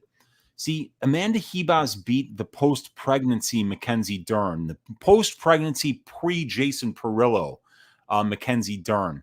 And I think that that's one of the reasons that you're seeing Ribas being such a big favorite here, because Ribas's wins are over Paige Van Zandt, Randa Marcos, Mackenzie Dern, and did you call Emily Whitmire Emily Quitmire? Yeah, that's her nickname. I didn't know if that was exactly what you said, or if you just that was a Freudian slip, but that's brilliant. So yeah, the wins for Ribas really not that impressive, and she is very chinny. look, Virna against Kaneko Murata, who's in my opinion a very good prospect with an excellent wrestling game. Very, I think she was undefeated up until that point where she fought Virna. Virna broke her orbital and broke her arm in the first round. I mean, that's dominance. Amanda Ribas is not going to submit Virna Jandiroba. There are levels on the ground. They're both black belts, but it's Virna Jandiroba that's a multiple-time world Brazilian Jiu-Jitsu champion at the black belt level. I don't think it's even really close on the ground, to be honest with you. From what I've seen of both of these ladies, there are levels, and Virna is going to be the much better grappler. I think Virna is going to be more aggressive. I think if she gets this fight to the ground, that she's going to have a lot of success against Amanda. And I don't see much of a striking defense here because Amanda's not knocking anybody out. She's kind of pitter-patter, kind of a point fighter striker, while Jandiroba throws heat. And I mean, just take a look at what Kaneko Murata's face looked like after the first round. She not only broke her arm, she broke her face. I think Virna is more violent. Virna is by far the better finisher. Virna is going to be the better grappler and the better wrestler here. The question is, can Amanda Ribas keep this fight on the feet for extended periods of time and win minutes and bank rounds with her striking accuracy, with her movement? I don't see that happening. I have a big bet on Virna Jandiroba here. I'm not going to change my mind. I'm picking Karkara. I think she could even get it done inside the distance. Amanda's chin has already been cracked twice. I question her toughness. She's been finished in all of her losses. And I think Jandiroba is going to open some eyes this weekend, you guys, and I think she's going to have a dominant win over Amanda Ribas. I like it. Yeah, one thing that stuck out to me the most, this was so Ribas on paper, she has an 85% takedown defense, but if you take out the Mackenzie Dern fight, who, by the way, we all know that Dern has like a 10% accuracy. If you take out that Dern fight, Ribas has a 0% takedown defense. Randa Marcos was 1 for 1 on takedowns. So I have some serious question marks about, how good is Amanda Ribas's takedown defense, because you can stop takedowns from Mackenzie Dern all day. Like, that's easy, especially like you said, she was coming off of a layoff, coming off of a pregnancy. But, when Marcos tried to take her down, she got it fairly easy as well. I also watched this fight outside of the UFC where she was taken down fairly easy also. And I guess what I like about Jandiroba is her willingness to get it down to the mat. She was able to take down Carla Esparza 4 times. She was able to take down Mallory Martin 3 times. She was able to take down Herrig, and she even took down Dern as well. So yeah, I do like the ability of Virna to get it down to the mat, and I agree with you, Weezy, that when it does hit the mat, I do favor Virna there quite a bit. Obviously, Mackenzie Dern, you put her at the top in terms of BJJ, but Virna, I don't think is too far behind her. Like, Virna's BJJ, her ground game is next level. So although Ribas is a black belt in her own right, I'm with you, Weezy, that I think Virna's going to have she's going to have the advantage down there. But yeah, in the striking, that's where I do have some concerns. Virna is making a lot of improvements, and she's making rapid improvements. We saw them in her last fight, but I do think that Ribas is going to be the better striker here. But yeah, I'm just curious to see what happens when this does hit the mat, and I do think it does. I really do. So I'm going to slightly lean on the Virna side. I could see a possible submission, but I'm kind of thinking more of a very close decision where Virna is able to mix in takedowns here or there, have more success on the mat. The striking is going to be sketchy, but I think Virna is going to slightly edge it out with the takedowns and control time. I think that's a serious path to victory for her. Again, I really have question marks on how good Ribas's takedown defense is, because she fights Emily Whitmire. She takes her down and submits her. Whitmire went, I think, 0 for 0 on no takedown attempts from Whitmire in that fight, which is interesting. Mackenzie Dern went 0 for 6, like we talked about. Marcos 1 for 1. Paige Van Zandt 0 for 0. Rodriguez 0 for 0. Like, nobody's trying to take her down outside of Marcos and Dern, and Marcos was able to be successful. And again, I forget who it was against, but outside of the UFC, Ribas was taken down very easily as well. So, yep, I'm going to take Virna here as well. We take a look at the odds, and we see that this is the closest lined fight on the entire card. We see that Ribas opened at -120. She went all the way down to like -175 today for some reason, and then she quickly went back up to -145, and that's currently where she sits As far as Verna Jandiroba, she opened up -110. She went all the way up to +150, and then now she's back to +125. We see the fight goes to decision, -155. Fight doesn't go to decision, is +115.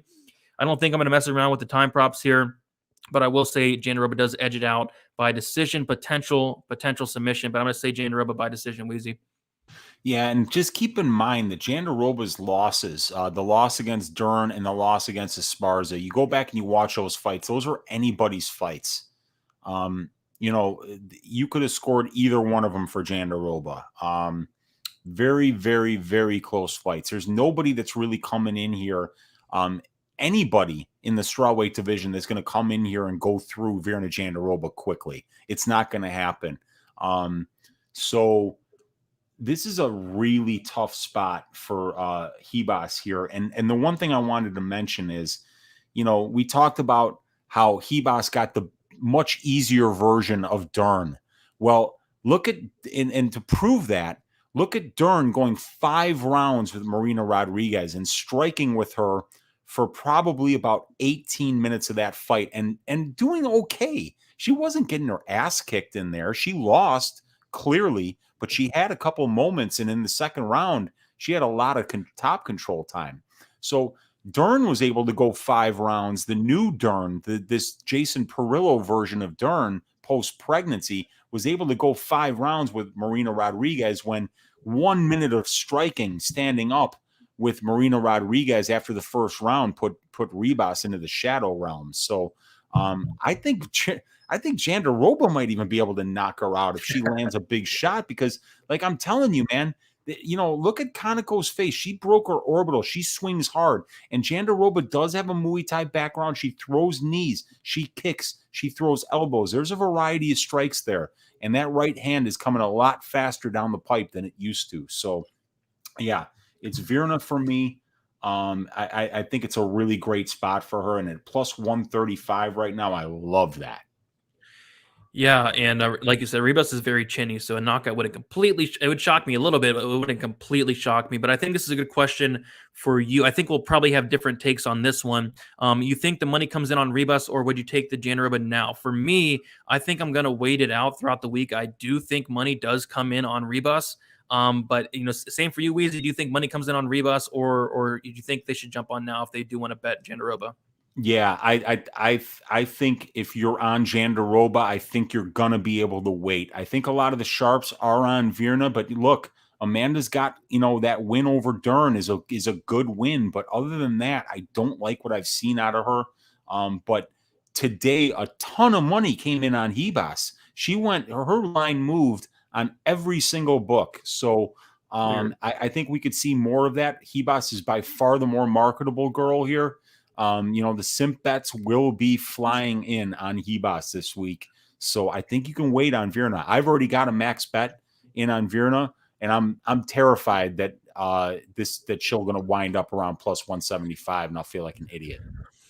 Yeah, like even today I went to like +150 for some reason. It went back down because it should not be that wide at all. But yeah, we'll definitely see where that line goes. I'm going to sit back, wait it out, see what happens later in the week. But yeah, let's see what happens. This is a really good fight. Looking forward to it. A fight that me and you have had circled for a while now. So let's move on. And is this going to be the first fight on the main card, Weezy? I think there's 5 left here. Let me see here. 1, 2, 3. There's 6 on the main card. I know that. 6 on the main card. Yeah, then this will be the first on the main card. All right, sweet. So first fight on the main card, and this main card, man, is about as stacked as you can get. I'm really looking forward to this one. But the very first card on the main card, or very first fight on the main card, we have Magomed Ankalaev going against Volkan Oezdemir. We have Ankalaev, who is 29 years old, 6'3", with a 75-inch reach. Volkan Oezdemir, who is 32 years old, 6'2", with a 75-inch reach. So we take a look at Magomed Ankalaev. He is 5-0 in his last 5 fights, had a decision win over Klitzen Abreu, had a knockout win over Dolce Langumbula, had a knockout win over Ankalaev. First time was kind of controversial, and then the second time he did it pretty convincingly, and then had a decision win over Nikita Krylov. Excuse me. As far as Volkan Oezdemir, had a submission loss to Anthony Smith, had a decision loss to Dominic Reyes, a knockout win over Alir Latifi, a decision win over Alexander Rakic, and then a knockout loss against Hiri Prokashka. So Yeah, interesting fight here. I think it's going to be a very good one. Uncle Weezy, what are you looking at for this one? Yeah, the thing that jumped out for me right off the bat was the level of competition between these two guys because they're both pretty explosive. They both hit hard. They're both finishers. But you look at that 1.81 ratio and 11.22 total fights for Oezdemir's competition, and then the 1.38 ratio and 7.14 total fights for Ankalaev. Also, the thing that bothers me with somebody that's as explosive as Oezdemir is that when Ankalaev panic tapped there with 1 second left in the third round against Paul Craig when he was in that triangle, leads me to believe that Ankalaev is a good hammer, but a really, really bad nail. And you don't want to be a bad nail against a guy like Oezdemir. Let's get into the numbers here, though. Oezdemir is going to be 3 years older. The measurables are very similar. Ankalaev 3 years younger, so we'll give Ankalaev the advantage. 6 more professional fights for Oezdemir, about 4 more years as a pro, 2 more UFC fights for Oezdemir. Both of them have fought a similar amount of their careers at the UFC level, though, about 40% for each of them. We see both of these guys are really knockout artists at the end of the day. Oezdemir has been finished in 4 of his 5 losses, and Ankalaev has been finished in his only loss. So that right there is an 83% of these guys' combined losses have finished inside the distance. And you see, over 60% finish rate for Ankalaev and 77% finish rate for Volkan Oezdemir. So, yeah, a potential violence bet here could be a great thing. We've got a 2.3% knockdowns per total significant strikes landed here for Ankalaev. He's landing 3.41 significant strikes a minute while absorbing 1.78. So fantastic striking numbers for Ankalaev. He's showing power. He's showing accuracy. He's showing a 65% striking defense. So he's definitely putting up video game numbers. While Oezdemir also doing pretty good there, landing 5 significant strikes a minute, only absorbing about 4.25. 46% striking accuracy, 0.72% knockdowns per total significant strikes landed, 0.54 knockdowns per 15 minutes, and not very chinny. He's only been knocked down once in 352 significant strikes absorbed in a power division. And Ankalaev in his own right has never been knocked down. So, yeah, I'm giving Ankalaev just on the striking numbers a little bit of an advantage here. Oezdemir, not an active wrestler. He's only gotten 2 takedowns in 9 fights. Ankalaev has gotten 5 takedowns in 7 fights. But Ankalaev doing a better job of out-controlling his competition at 38% to 7%, while for Oezdemir, it's 11% to 9.5%. Both of these guys have takedown defense over 80%. So I do see this kind of being on the feet here. And just historically, while Oezdemir has got more volume and seems to be a little more active on the feet, it's Ankalaev who will probably be hitting harder, who will probably be more accurate and even a little more defensively sound. But Oezdemir's level of competition is much better. We got to keep in mind that this is a step up for Ankalaev here. He's stepping up to Oezdemir because look at Oezdemir beating guys like Latifi and Rakic, and then losing the guys, like Prochaska, Dominic Reyes, Anthony Smith. Damn, this is a good fight, dude. And I don't know where the line is here, but something tells me you're going to have to pay a big tax on Ankalaev, and it might be a little bit wide. The line is extremely wide, and it looks like it's only getting wider. Ankalaev opened up minus 360. He's now minus 350.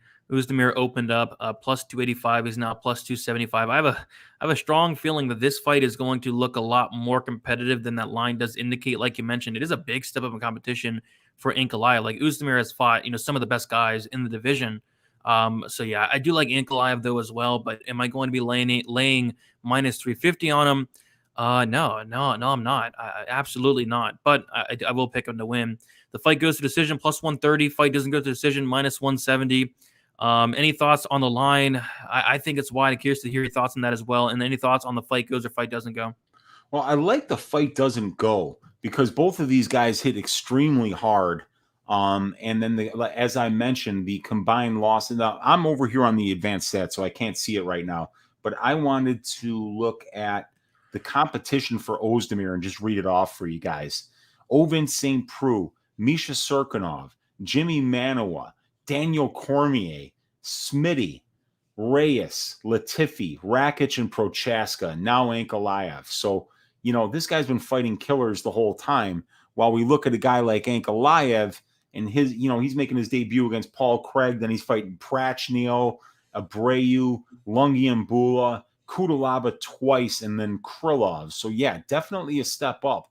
The wins for Ankalaev, his career competition, have a combined record of 23-23, while the guys that Oezdemir is beating, 39-29. So he's beating guys with winning records and more fights. So, and then the guys that he's losing to have a combined record of 30 wins and 12 losses. So big time step up in competition here for Ankalaev. We've seen Oezdemir get some takedowns occasionally.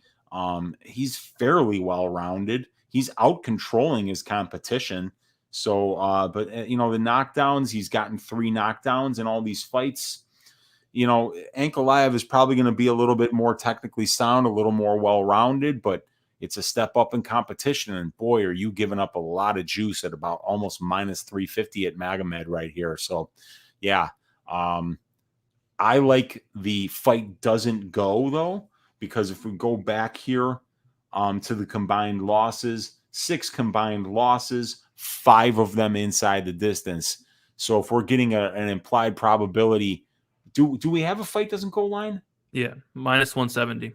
I love that because it's an 83% implied probability of 5 of 6 losses for these guys have come inside the distance. An 83% implied probability means you're getting minus 500. We're getting this at better than minus 200. Light heavyweights finish a lot. Both of these guys are very explosive. That could be a good bet. Another violent spot. Love the violent spots. Love the violent spots for sure. That's another one to look out for. We do have, let's see, 196 there, 198, almost a 200. Thank you guys for hanging out. A big card this week. If you guys can all leave a like, also subscribe here to Pub Sports Radio. We're here every Sunday breaking down the card from a stats perspective, giving an early look into the next card here. We're going to move on this very stacked main card, and we have the return of Khamzat Chimaev going against the Leech. We have the Leech, who's 33 years old, 6 foot with a 71-inch reach. Chimaev, 27 years old, 6'2" with a 75-inch reach. Chimaev going to have a 2-inch height advantage, going to be 6 years younger, and also a 4-inch reach advantage as well. We take a look at the Leech. He is 4-1 in his last 5 fights. Couple of knockout wins in there as well. Knocked out Ponzinibbio, knocked out Dos Santos and Zawada.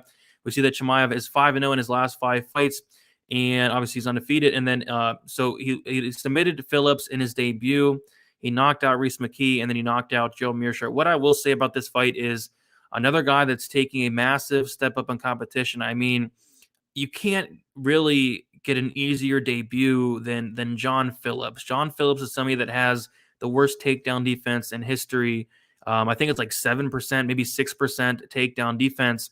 And especially with the style of Chimaev, it was just an easy matchup. And then even the next fight against Rhys McKee, somebody that I believe he's been cut now, somebody that probably did not, it probably was not UFC caliber. He's not in the UFC anymore. And then goes out there and knocks out Jared Mearshart, who typically gets not knocked out a lot. I know he had a nice win in his last fight, but just some easy fights thus far for Chimaev. And something interesting that I saw was in his 3 UFC fights combined, Chimaev, his opponents have combined for a massive 1 significant strike. 1 significant strike in 3 fights is just unheard of. Like, Chimaev has been very, very dominant, and that 1 significant strike was landed by John Phillips. Rhys McKee got outlanded 40-0, and Mearshart got knocked out in like the very first punch. Chimaev landed 4-0 pretty much. So, yep, I think it's probably a solid spot for Chimaev here. There are some question marks, a little bit of a layoff. I believe he had COVID, like a very bad case of COVID. There was talks about him potentially retiring as well. It was that bad, but looks like he's back here. And if he is fully healthy, if he's good to go, I think it's a very winnable matchup for him, but it is a step up in competition. So Uncle Weezy, curious to hear your thoughts on this one. Yeah, the numbers for Chimaev are just video game numbers. He's landed 87 strikes and absorbed 1 in 3 fights. 72.5% striking accuracy, 9.03 significant strikes landed per minute, 0.1 absorbed per minute. You want to know the control time? He's controlling his opponent's 92.56%. Not even just 92, because 92% would be impressive. This is 92.56%. He's above 92%. And Lee, unfortunately, the very first stat I had to look at here, Brady, was what's Lee's takedown defense? Well, it's below 60%. And that is a very, very bad statistic to have against a guy like Chimaev, who's averaging 4.67 takedowns per 15 minutes, 3.11 submission attempts per 15 minutes, and 92.56% control time. He's had 37 takedowns shot on him, Li Jingliang, and his opponents have gotten 15 of them. He's getting taken down 1.47 times for 15 minutes, getting controlled 17% of the time. So, even if this fight is on the feet, I think Chimaev could actually knock out Li Jingliang.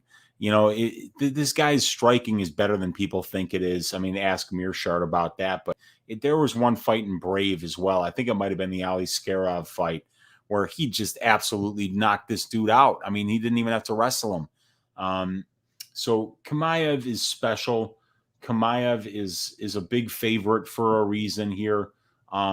If Lee has any success against Khamzat, it's going to be the first time that we've ever seen any of Khamzat's opponents have any success against him. And even some of these guys that Khamzat was fighting back in Brave were undefeated guys. I mean, I'd have to look on Tapology, but there's a guy that he cleaned this dude's clock in less than a minute, and this dude came in like 12-0. He's not just beating bums. It's kind of like Fiorot was coming in fighting decent fighters, ladies with winning records. Marko Kisic was undefeated. Beat him 3-12 around 1 with punches. And then he knocked out Sidney Wheeler in 35 seconds. Ali Skarov, 226 around 1. Halongwa, 115 of round 2. I mean, this guy is just absolutely destroying people. Lee's takedown defense is not good. This is the wolf all day. Let's keep it real simple here, man. Yep, and we do see that Chimaev is, I think, the second biggest favorite on the entire card. Open at minus 350, and he's currently minus 525, and I expect that line to keep getting wider and wider and wider as the week goes on. I feel like he's going to be added to a ton of parlays, and honestly, we talked about a lot of big favorites so far, Weezy, and I think Chimaev would be, honestly, like he'd be the one guy that I'm comfortable with parlaying. I think he's a solid parlay piece for me. I just think that the takedown defense of the Leech is going to be a huge concern here. Like Chimaev's wrestling is on another level. I've seen, fights where he's picked guys up and he's walked them across the cage and slammed them. Like, this guy's legit. Of course, there are those concerns about the little bit of a layoff, the COVID situation. But again, if he's coming in here 100% full go, I really do like Chimaev in this fight as well. We see that the fight goes to decision plus 190. The fight doesn't go to decision is minus 270. Yeah, I think the fight doesn't go. It covers both outcomes. If the Leech wins, it's probably some type of knockout. I don't see him winning a decision. And if Chimaev wins, I could see it being like a ground and pound TKO, maybe even a KO on the feet or even a submission. But I do see this finishing inside the distance. Do I love the minus 270? No, not really. But yeah, if I was to do a parlay, I don't know if I'm going to yet, but I think Chimaev would be a parlay piece I do feel comfortable about compared to like parlaying up Lerone Murphy, parlaying up Damir Ismagulov, Tagir Ulanbekov, Duraev, guys like that up in the minus 300 range. Thoughts on the line. I know it's getting wider and wider. I see FanDuel Sportsbook or DraftKings Sportsbook does have the best line, minus 435. But yeah, the widest line is on Bet Online, and it is minus 525. And then also thoughts on the fight goes or fight doesn't go. Yeah, like the fight doesn't go for sure. Chimaev is such a great finisher. And like we say, we don't really know what he's going to look like if he ever does face adversity in a fight because we've just never even seen it. As far as the COVID situation for Chimaev, what I heard is people are talking about it was a really bad case. What I heard is that Chimaev is just not the most intelligent individual on the face of the planet and that he just kept trying to train before he actually recovered, you know. So evidently people were telling him, you know, stay home, relax, but he's, you know, this is the guy that took fights 10 days apart and won them both. So I mean, you tell a young man like Khamzat, who's in the prime of his life, that, you know, you got to stay home for 2 weeks. I think he just didn't listen. And I think that's why it's been so long since we've seen him. If somebody would have just been able to kind of, you know, sit him down and explain to him, hey, you're an athlete. You can't just, you know, fight through these things. You have to get better before you can start training. So, you know, I think there's definitely some concerns. You know, we don't know what this guy is going to look like if anybody has any measure of success against him. But it's hard to picture that happening. I mean, the guy's been so dominant. 92 point something % control time. That's crazy. That's just nuts, dude. This guy is absolutely dominant. There's no reason to believe that Lee's going to win this fight anywhere. And if he does, God bless him. Good for him. But I just think Chimaev's going to go through him pretty quickly. Yeah, Mellon saying Khamzat has not been to the third, and he's thinking about a Lee sprinkle round 3, which you'd get insane odds on that. Dude, you might get like 30 to 1 on that or something like that, because the guy's already just plus 400 to win the fight. So, yeah. You know, plus 410 right now on Bet Online. If you like Lee, you can get him at plus 410. So you'll get better than 20 to 1 on the third round prop. That could be really interesting. Could be, but yeah, I do think Chimaev rolls, and like I said, out of all the favorites we talked about, he's the one guy I do feel confident in. And yeah, speaking of confidence, another guy like back to back. These are two guys that I feel pretty confident in as well. We have Alexander Volkov going against Marcin Tybura. We have Volkov, who is 32 years old, 6'7" with an 80-inch reach. Marcin Tybura, 35 years old, 6'3" with a 78-inch reach. We take a look at their last couple fights. Volkov, he is 3-2 in his last 5 fights. A decision win against Greg Hardy, a decision loss to Curtis Blades, a knockout win against Walt Harris, a knockout win against Alistair Overeem, a decision loss to Cyril Gane. What I noticed about Volkov when he's losing, especially in the UFC, it's to really good guys like Blades, guys like Gane, guys like Derek Lewis after he was winning 14 and a half minutes of that fight. And then as far as Marcin Tybura, he's on a bit of a streak here, 5-0 in his last 5 fights, a decision win over Sergey Spivak, a decision win over Maxime Grishin, a decision win over Ben Rothwell, a knockout win over Greg Hardy and Walt Harris. What I will say, though, this is a massive step up in competition for Marcin Tybura here. You know, Volkov has fought the best of the best at heavyweight, and he's looked very good. I mean, the times he lost against Cyril Gane, it was a competitive. Gane clearly won the fight, but it was competitive. And then as far as, you know, Curtis Blades is a wrestling freak. He took him down 14 times, but what it showed was, you know, Volkov can get back up a ton. His get-up game is really good. And I think in this fight, like on the feet, I favor Volkov all day. But for Tybura to have success, he's going to need to get this fight down to the mat. I think it's going to be easier said than done. Like Volkov's takedown defense is much improved. It's really good. Yes, Blades took him down 14 times, but that's Curtis Blades. So I don't think we can look into that. And I'm curious what the numbers would look like, because on paper, it's Volkov 68% takedown defense. I'm curious what it would be if Curtis Blades' fight was not involved in that. I think it'd be probably 75-80% around there. And then on top of that, like Volkov's a capable grappler. He's a brown belt in BJJ. It's hard to take this guy down. It's even harder to hold him down. So yeah, I think this is a great spot for Volkov, Weezy, but I'm curious to see if you feel the same way or if you're giving the underdog more of a chance than I am. So what you were asking about, if Volkov had not been taken down all those times by Blades, where he'd be, right? Yeah. Okay, so he was taken down 14 out of 25 times in the Blades fight. So if you take that fight out, he's been taken down 5 times in 35 attempts. So that would put his takedown defense, I think, at 83.33%, if my head math is correct. About 86. What's that? About 86. It's really good. 86? Okay, phenomenal. Yeah, that's not bad. I mean, 86% is really good takedown defense. The only other guys to take him down in the UFC were Fabricio Verdum 3 times, Roy Nelson once, and Tim Johnson once. So those were 3 out of his first 4 fights in the UFC. Then he's fighting guys that really aren't going to take you down in Derek Lewis, Greg Hardy, and then there's Blades. But then there's Walt Harris, Overeem, Gane. So yeah, takedown defense is there for Volkov. He's going to have a big time reach advantage here.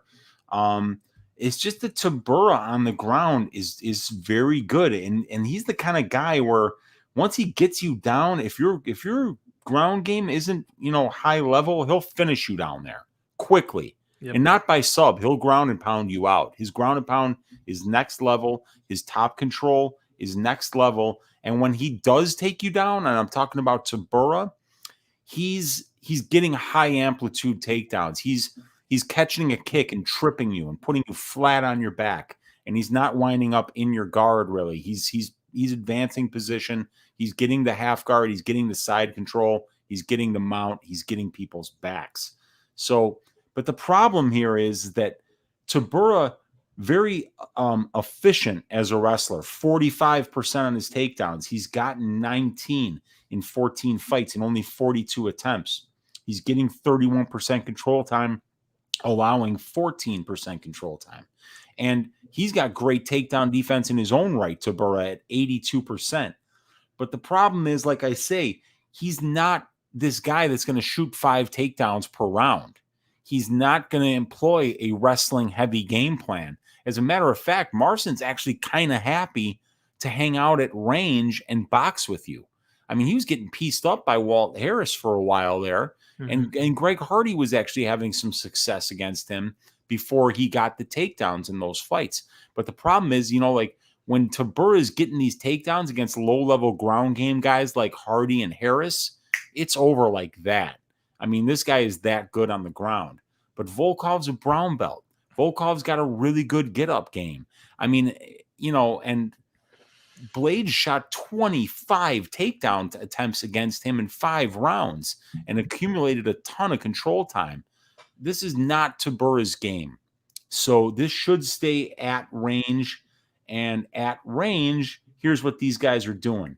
Volkov's landing 5.23 and only absorbing 3.12, while Tybura is landing 3.63 and absorbing 3.31. So Volkov more accurate, Volkov more power. Excuse me. Tybura just a little bit better defensively, but a little chinnier. So yeah, the striking should be Volkov all day. Talking about a 2-inch reach advantage, 4-inch height advantage, a 14-fight experience advantage, and he's just a better finisher.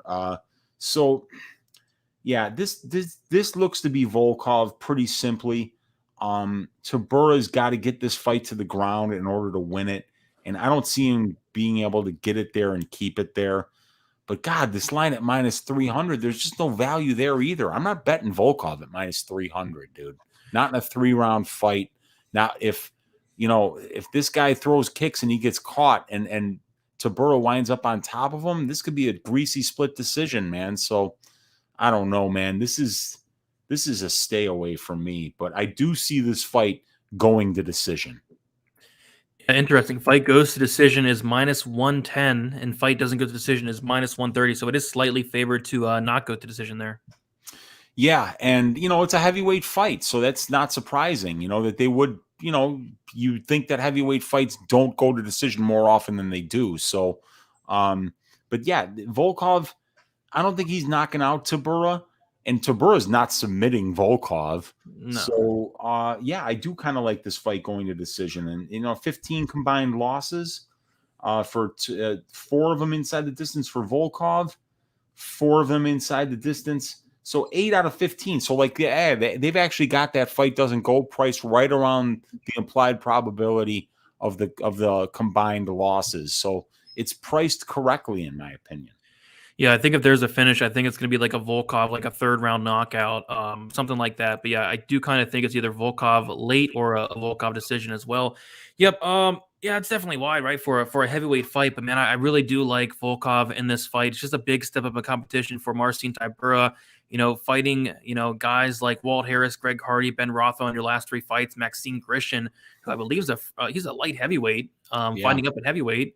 Sergey Spivak, who he's young, he's getting better, but still, right? Where Volkov, he's fighting Cyril Gahn, he's really good. Overeem's pretty good, right? Walt Harris, Curtis Blades, that guy's good. And then Greg Hardy as well. So yeah, I do like Volkov here. Like the stat we brought up where, hey, if the Blades fight didn't happen, which it did, but it's Blades, so we'll ignore it. If that didn't happen, 86% takedown defense for Volkov. I think that's huge to mention. So yeah, I like Volkov here. I like him to stuff the takedowns. If he gets taken down, like the fight's not over. Volkov's a very capable grappler, brown belt, good get up game. And we talk about it all the time. If Tybura is going to come in here with a wrestling heavy game plan, that's going to be tiring, especially trying to wrestle a big 6'7" Volkov with a great takedown defense. So yeah, I like Volkov here. Another favorite I'm pretty confident in. Again, I don't know if I'm doing a parlay this week, but if I was to do a parlay, he'd be one guy I'm looking at, but it looks like I'm kind of missing the line. Money is flowing in on Volkov. Opened at -210, and he's now -315. Would have loved that opener. It's not there anymore. It looks like people are very high on Volkov this week, and I agree with it. Yeah, and I'm high on Tybura, but it's just this isn't a good matchup for him. It's just not good. In order for Tybura to have a really good chance to win, he's got to be able to get the fight to the ground and keep it there. And Volkov's a bad opponent for that. Yep, I agree. But yeah, looks like we're both on the Volkov side here. So, yep, let's move on. We have 3 fights left. A little bit longer video than usual because we have 15 fights. Yeah. But we have an interesting one here. We have Islam Makhachev going against Dan Hooker. Dan Hooker just fought last card, pay-per-view card, 266, against Nasrat Haqparast, coming back about a month later. So Dan Hooker, he is 31 years old. He is 6 foot with a 75-inch reach. Islam is 29 years old, 5'10" with a 70-inch reach. So Hooker is going to be 2 years older. He's going to have a 2-inch height advantage and also a 5-inch reach advantage. Taking a look at the last few fights, Dan Hooker has a decision win over Al Iaquinta, a decision win over Paul Felder, a decision loss to Dustin Poirier, a knockout loss to Michael Chandler, and then just bounced back as of recent with a decision win over Nasrat Haqparast. As far as Islam Makhachev, had a submission win over Kajan Johnson, a decision win over Arman Sarukian, a decision win over Javi Ramos, a submission win over Drew Dober, and just recently Thiago Moises. So, yep, fun fight here. Obviously, Islam Makhachev is going to be the biggest favorite on the card. People are very high on him, as am I. But yeah, it's going to be definitely a step up in a way in competition for Makhachev. Dan Hooker's been in the game for a long time, 31 fights on his record. What is it? Yeah, like 17 UFC fights for Dan Hooker as well, fighting guys like Dustin Poirier, Michael Chandler, guys like that. So yeah, interesting test for Makhachev here, but seems like a tough one for Dan Hooker here. I mean, especially coming on short notice, right? Yeah, short notice. Did he go back to New Zealand? I hope not. I don't think so, no. That good, because that would have been stupid. Because he would have had to be in lockdown for a while and then do it all over again. So yeah, that's good. Makhachev, 2 years younger. Hooker going to be the much bigger lightweight here, 2 inches taller, 5-inch reach advantage, 10 more fights for Hooker, 7 more UFC fights for Hooker, better finisher Hooker, better striker Hooker. But, he could be better at literally everything. You could be better looking. You could be a better dancer. It doesn't matter. Makhachev, 23 of 35 on his takedown attempts in the UFC. He's getting his takedowns at almost a 66% clip. He's averaging 3.31 per 15 minutes, and he gets over 50% control time against his opponents. That's in a 10-fight sample size. Only 10% control time against. Makhachev dominates in the grappling exchanges, plain and simple. Hooker's okay from his back. He's gotten some tricky submissions. He's got long legs. He can wrap up triangles and arm bars and things like that, but you're not getting that kind of technique on Makhachev. Hooker's got his hands full here, man. Hooker's got the kind of numbers that you'd like to see when you say that there's going to be a step up in competition, and this is a step up in competition for Islam. You want to see a guy that's fought better competition than Islam, and that's Hooker. You want to see a guy with at least 80% takedown defense. That's Hooker. You want to see a guy that's got some power in his hands and, could potentially operate from range, because that's going to be the further that Islam has to shoot from, the better chance you have of stopping that shot, staying off the fence. I don't know if Hooker's footwork is good enough to constantly be moving and not wind up getting taken down by this guy and dominated on the ground. But at this line, there's absolutely no value on Islam Makhachev here. I mean, you're talking about what, like an 83% implied probability. He's got to win this fight maybe 87, 88% of the time for you to even profit over the VIG. I don't know, man. It's another stay away from me, dude. I mean, Makhachev does what he does so well that it's hard to see Hooker keeping this fight on the feet long enough in order to be able to win enough minutes to have even a chance of winning this on the scorecards. Is he going to knock out Makhachev? I guess it could happen. It's happened before. Makhachev's been caught and his striking isn't great. I mean, but the problem is that this guy's offensive wrestling is so good that his striking defense winds up being elite. This guy absorbs less than one significant strike a minute, less than one. And that's in a 10-fight sample size. So Islam does what he does so well. It just seems really ridiculous to even try to bet against him. Yeah, it's got to be Makhachev. Yeah, I think we can all agree. I think everybody can agree. Like, this line is off. It's one of those lines where you know it's off, but you know that Makhachev probably is going to win one of those. But I do want to shout out the chat. Yeah, you guys are killing with the likes. 101 likes. Oh, wow. Yeah, so we got there very early. Appreciate you guys. If you have not done it, please like the video. It does help out a lot. I see you, Boston Nick, in the chat. What is up, Boston Nick? How you doing here? But yeah, I mean, this line is nuts. Like, Islam Makhachev, he probably does win, but yeah, minus 700, opened up minus 300. He's now minus 700. Dan Hooker opened up plus 250. He's now plus 500. Like, Hooker is not a bum by any means. Like, Hooker is very good. He's very well-rounded. He has a good game in his own right. I mean, you take a look at Dan Hooker in his past couple fights, though. I mean, not many people are trying to take him down. Chandler knocked him out in the first round. Hack Barras is not trying to take him down. Poirier tried to take him down, I think, like 6 times. Poirier was like 1 for 6. Paul Felder not really trying to take him down. James Vick obviously not trying to take him down. Barbosa not trying to take him down. Gilbert Burns would have liked to take him down, was not able to close the range there.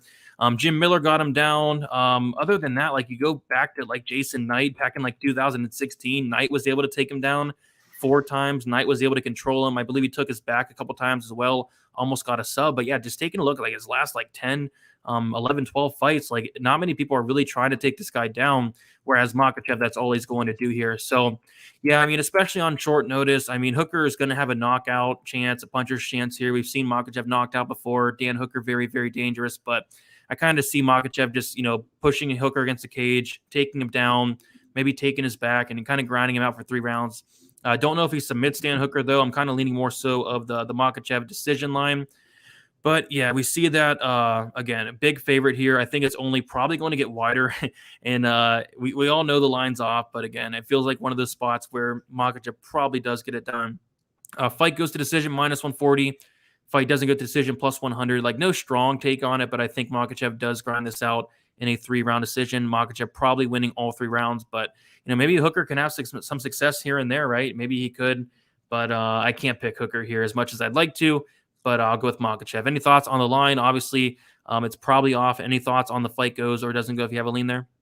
Yeah, the line's off. You're paying that tax on Makhachev. He's so good, but it just gets to the point where the only way to get any volume or, any value off the line is to be like, now you got to try to see, all right, is he going to knock him out? Is he going to win by decision? Is he going to win by sub?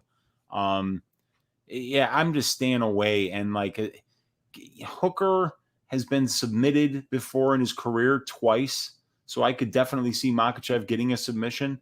Makhachev has finished 5 of his 9 UFC wins. But yeah, it's the time props. Nothing about this fight is appealing from a betting standpoint here. I'll be watching it. I'll be rooting for Dan Hooker. But yeah, Makhachev is just so damn good at what he does. He's phenomenal. He's phenomenal, to say the least. So yeah, I think he does get it done, and I'm curious to see where he does go in the future, where they match him up against next. But yeah, Dan Hooker, short notice, especially short notice. That is not good against Islam Makhachev here. But we'll move on to the next fight. We have the co-main event. I'm really looking forward to this one.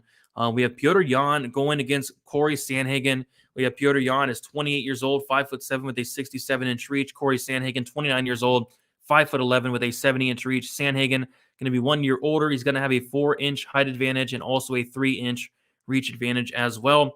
So we take a look at Jan in his last couple fights, 4-1 in his last 5 fights, a decision win over John Dodson, a decision win over Jimmy Rivera, a knockout win over Uriah Faber, a knockout win over Jose Aldo, and then a DQ loss against Aljamain Sterling in a fight that he was taking over, a fight that he was winning, and then had an illegal strike, and then it called a DQ. Lots of controversy involving that as well. A lot of people thinking Sterling faked it and all that good stuff, but it was a legal knee nonetheless. As far as Cory Sandhagen, 3-2 in his last 5 fights, a decision win over Rafael Assunção, a submission loss to Aljamain Sterling, a knockout win over Marlon Moraes, a beautiful knockout win over Frankie Edgar, a very nice knee there, and then a split decision loss against TJ Dillashaw, a very, very close fight there. So yeah, both guys, very solid fighters. Obviously, I'm looking forward to this one, Weezy. What are you looking for this one here?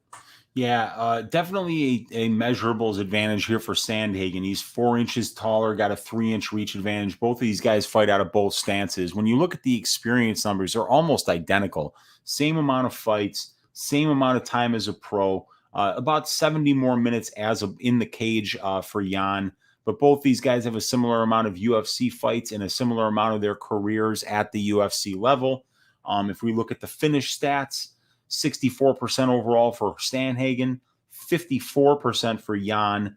And in 5 combined losses, these guys have only been finished once, and that was Cory Sandhagen getting submitted. And that was by Aljamain Sterling. So if we look at the striking numbers, both of these guys are incredibly impressive. Jan lands 6, absorbs 3.5, 52% striking accuracy, landing a knockdown on 1.34% of his total significant strikes landed, 1.2 knockdowns per 15 minutes. He's been knocked down once in 398 significant strikes absorbed. Petr Yan boasting a 62.5% striking defense. Sandhagen lands 6.32 per minute, absorbing only 4.05, 47% striking accuracy, showing some power in his own right at 0.78% knockdowns per total significant strikes landed, 0.74 knockdowns per 15 minutes. Sandhagen has never been knocked down, and his striking defense is just a little bit below 60%. So both of these guys showing some really good ratios, some really good significant strike differences, accuracy and power, and they're not chinny. So yeah, both two fantastic strikers here. In terms of the wrestling game, Jan has attempted 24 takedowns in 8 fights. Sandhagen, the less willing wrestler here, only 9 takedown attempts in 9 fights. Jan getting his takedowns at a 66.67% accuracy, 2.14 per 15 minutes, 14.5% control time for, 7% control time against.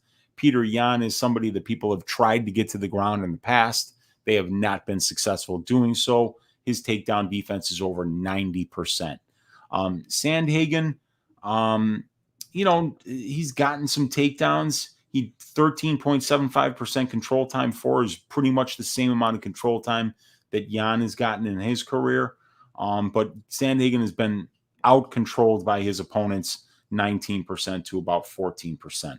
65% takedown defense for Cory Sandhagen here. I want to take a look at the advanced stats here, because I know that Dillashaw tried a lot of takedowns against Sandhagen. I want to see what Sandhagen's takedown defense was prior to the Dillashaw fight, because I think we're seeing it start to improve here, Brady. Yep. So 2 for 19 was TJ Dillashaw in his takedown attempts against Sandhagen. So if you throw out that fight, he was 9 of 23 his opponents were on takedown attempts prior to that. So his takedown defense was, not good. It was just a little bit better than 50% prior to the Dillashaw fight. Now it looks like he's starting to stop some takedowns. Dillashaw was unsuccessful on 17 of his 19 takedown attempts. As a result of that, it's getting a lot better. But yeah, you take out those 19, and that's 13-4, and then so his opponents were 9 of 13 on takedown attempts prior to the Dillashaw fight. So either Dillashaw is not the same wrestler that he used to be, or Cory Sandhagen is making big improvements in his takedown defense. each one is possible. But yeah, so on the feet, it's going to be pretty close. But on the ground, you got to believe that Jan is going to be the one more likely to be able to get takedowns and control on the ground. Sandhagen has definitely been susceptible of being controlled on the ground. He's wound up in a couple of very deep submission attempts in the past. If we look at the strength of schedule numbers here, they're very close. Sandhagen a better ratio and better total fights overall, 2.34. And 13 total fights compared to 1.9 for Jan and 11.25 total fights. The wins are pretty similar, but Sandhagen's wins just a little bit better. And the losses, very similar. But I'll give Sandhagen a slight strength of schedule advantage. I'll give him a good tail of the tape advantage. And I'll give Jan the grappling advantage here. And I think the striking is going to be very close. Petr Yan, about a minus 240 favorite right here. I'm picking Jan to win this fight. I just think he's an absolute stone cold killer. And I think he's just a little bit better than Cory Sandhagen. And I think as this fight goes on, we're just going to see Jan have more and more success as the fight goes on. But both these guys have fantastic conditioning, and neither one of these guys have an ounce of quit in them. This is a hell. This is one hell of a co-main event, and I can't wait for this fight. Yeah, this fight's awesome. Now the guy, like you said, is going to slow down. Both guys can go a clean 5 rounds, no problem. Ben, bringing up a good point, though. Got to remember, though, TJ blew his knee out early, and afterwards he did say that he couldn't wrestle. The same with his knee messed up. Yeah, I didn't know that. He blew out his knee in that fight? Yeah, he got hurt. Oh, wow. Okay, that's interesting. Because, like Jan gets those Muay Thai trips all the time. He got them just so easily, so many times against Aljo. And that's the biggest piece of MMA math that's just like hanging out there, just like the Mackenzie Dern loss for Jandiroba and the Mackenzie Dern win for Ribas. Right here, we got that same thing. You got Petr Yan just absolutely kicked the shit out of Aljamain Sterling, and Sterling went through Sandhagen like a hot knife through butter. Now, styles make fights. Obviously, Sandhagen's ground game, lack of a ground game, was a huge red flag going into that Sterling fight. And Jan's not the same kind of grappler that Sterling is, but still, that's very concerning to see. So, yeah, I'm picking Petr Yan to win this fight. Yep, Petr Yan opened up as a minus 300 favorite. He went all the way up to minus 205. He's back down to minus 240. Cory Sandhagen opened up plus 250. He is now down to plus 205. Yeah, so this is a very interesting fight. I do favor Jan as well. I don't know if I like the price tag, though. I feel like it could be a lot closer than it does indicate. But like you said, I think the biggest difference in this fight for me is going to be the grappling and the wrestling of Petr Yan. We've seen Sandhagen taken down fairly easy at times, but yeah, I mean, he looked much improved. Or it could have been TJ Dillashaw's injury, but still, like stuffing 17 takedowns from TJ Dillashaw, like that's not something easy to do, injured or not. But yeah, I slightly do favor Petr Yan as well. I think mixing the takedowns is going to be key there, and I think it. I want to say it does go to decision. I want to say it goes to decision. I want to say Petr Yan wins a very competitive decision, one where it's competitive, but you can clearly tell who the winner is. Fight goes to decision, opened up minus 120. It's now minus 132. Fight doesn't go to decision, opened up minus 120. It's now plus 102. So they're slightly favoring it to go the distance. We also have some other props that got put out. Yan by KO plus 220. Sandhagen by KO plus 600. Sandhagen submission plus 1,400. Yan submission plus 1,800. Sandhagen by decision plus 450. Yan by decision plus 150. I'm kind of leaning Yan, and I'm kind of leaning Yan by decision. Any props sticking out to you, and any thoughts on the money line? Yeah, I've got a 4.4 unit bet on Yan at minus 220. 4.4 to win 2. Yeah, I'm just a huge fan of his. As far as that, when I looked at that under 4.5 is sitting around plus 105, I think. The first thought was, man, you got to smash that. Both these guys are so dangerous, but at the same time, they're both incredibly tough. So it makes it to me where I don't really like betting on over-unders in that point. And, in 5 combined losses between these two guys, only one of them has been inside the distance, and it was by submission. When I see this largely being a striking battle, yeah, it probably goes to decision. But, when in a 5-round fight, if I'm betting a fight goes to decision, you better be giving me plus money, because otherwise I'm just gonna. What am I gonna lose months off my life? Rooting for an over bet in a 5-round fight. For minus 115, no chance, dude. It's got to be plus money. Yeah, exactly. I mean, I get what you're saying, though. Both guys are extremely dangerous, but both guys are extremely tough. Panda saying, my book does Jan 4-5 or decision at even money. I think I would take that instead of the money line. I think that I do like that angle. I think if Jan does potentially win inside the distance, it might be later, but I'm kind of leaning more towards the decision. Covers a lot of outcomes there. That's where I would kind of look. I do like that 4-5 decision. Any thoughts on that? Too? Yeah, that's a good call there, Reggae Panda. That's a really good call. I like that too.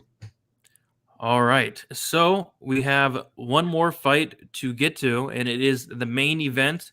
And yeah, I mean, we went through 14 fights so far. This fight card is stacked. This card is absolutely stacked, and we're ending it with an absolute banger of Jan Blachowicz going against Glover Teixeira. And we have Blachowicz, who is 38 years old, 6'2" with a 78-inch reach. Teixeira, 41 years old, 6'2" with a 76-inch reach. Me and Weezy will be live on my channel tomorrow, doing a deep dive on this very fight.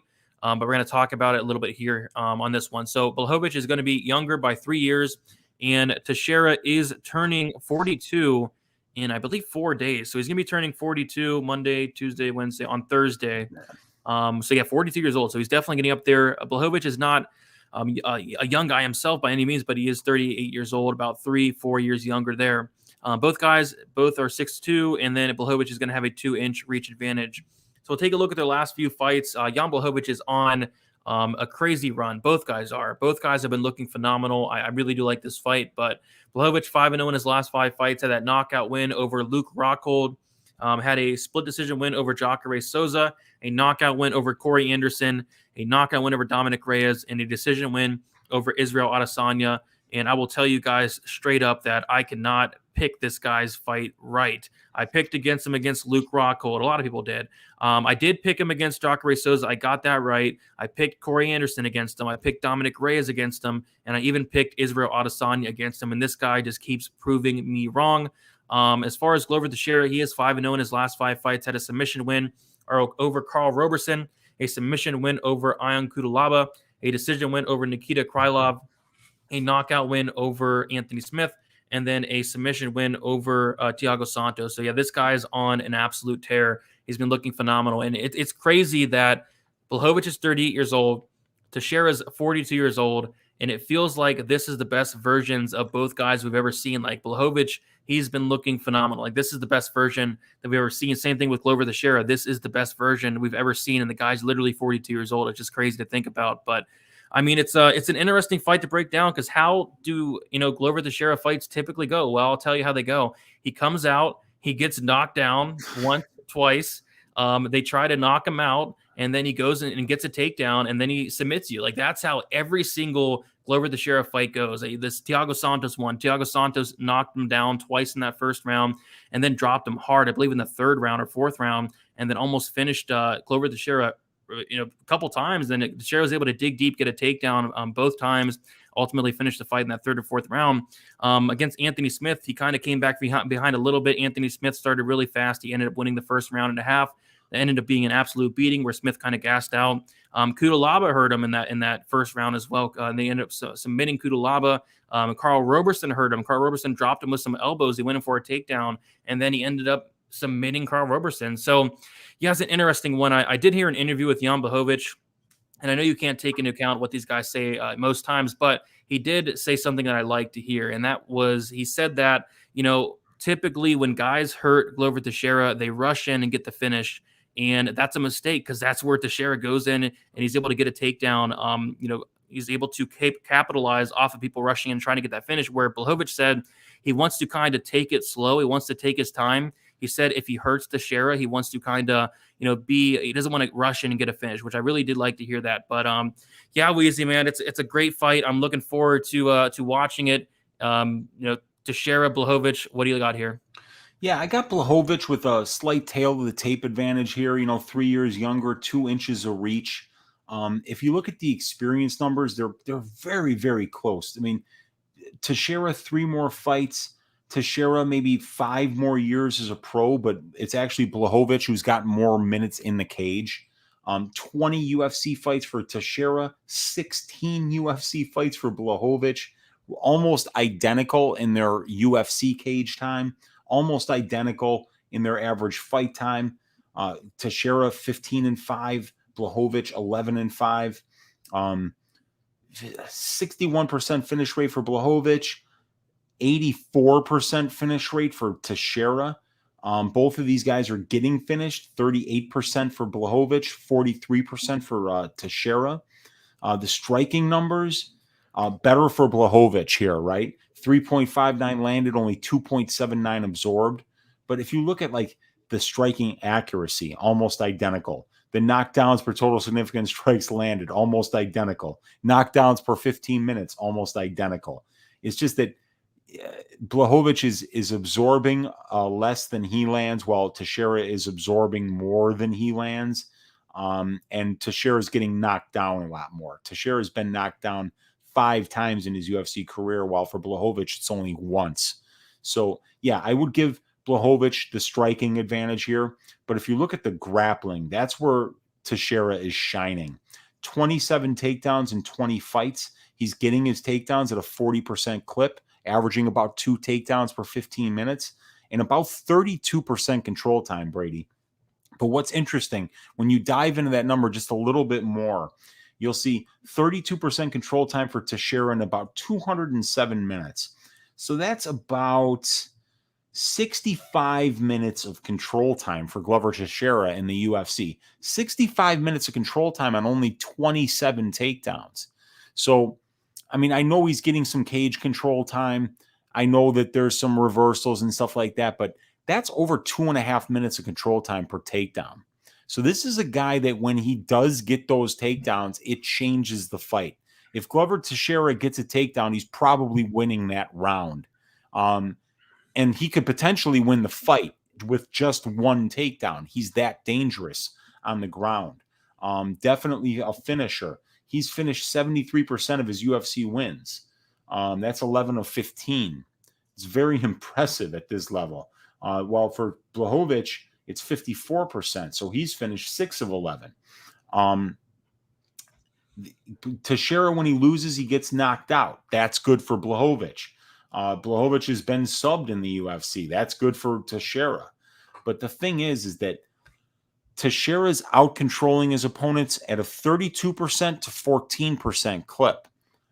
Blachowicz is getting out-controlled by his opponents at a 15% to 26% clip.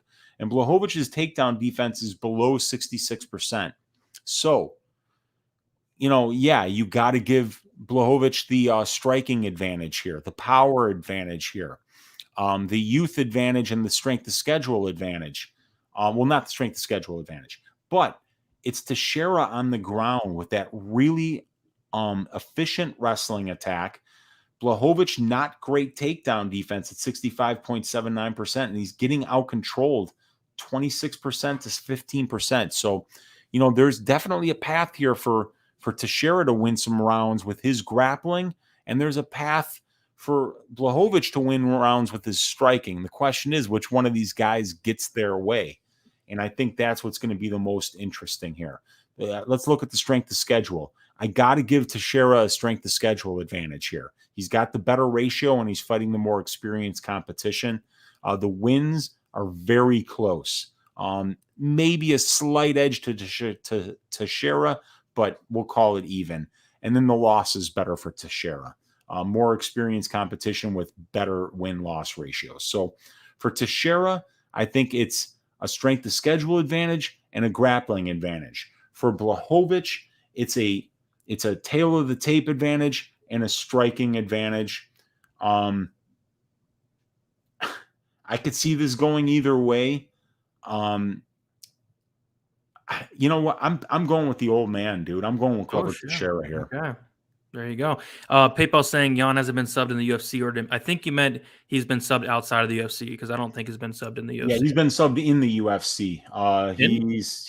He's lost by submission once. I'll get it for you, but yeah, he's been subbed in the UFC.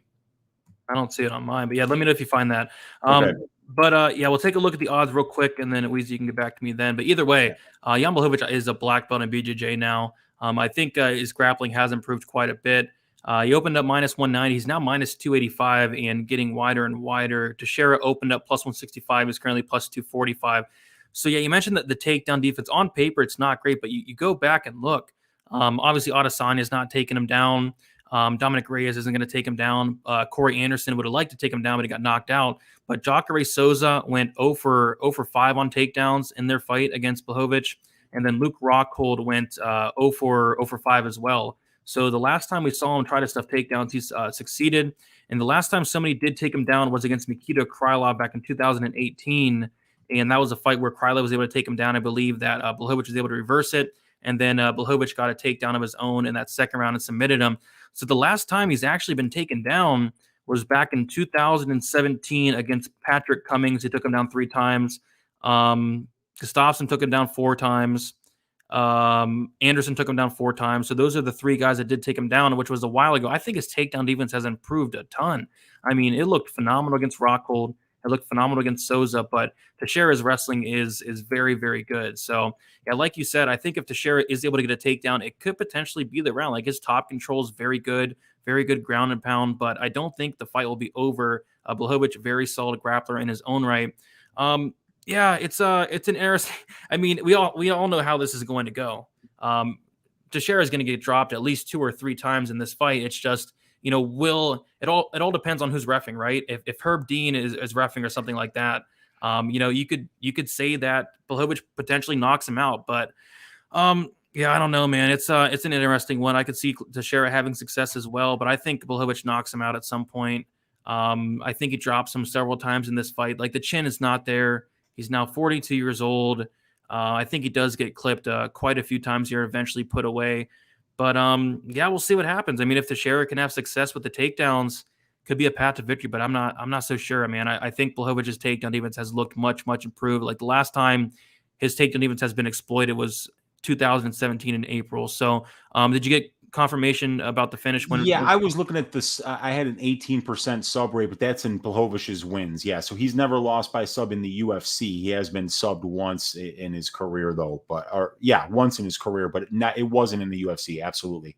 One loss by knockout for Blachowicz. That's it. That's the only UFC loss where he was finished inside the distance. Yeah, by Thiago Santos. I'm going back to look his submission loss came by a Kimura in 2007 against Andre Fait, who was 2-9 at the time. Yeah, that's a long, we can't really talk. It was 14 years ago. So yeah, I mean, it's we're not even going to talk about that. Both of these guys have had 36 professional fights for Blachowicz, 39 for Teixeira. But yeah, your PayPal was absolutely right. Blachowicz has never been subbed in the UFC. Yeah, but, what was I going to say? There was one other thing that I think I wanted to talk about here, but I'm losing it. So yeah, Teixeira could get takedowns here, but you were right. Yeah, that was what you mentioned. I believe that Blachowicz has successfully defended 10 of the last 12 takedown attempts against him in the UFC. But it was really when you go earlier in the career is when you see.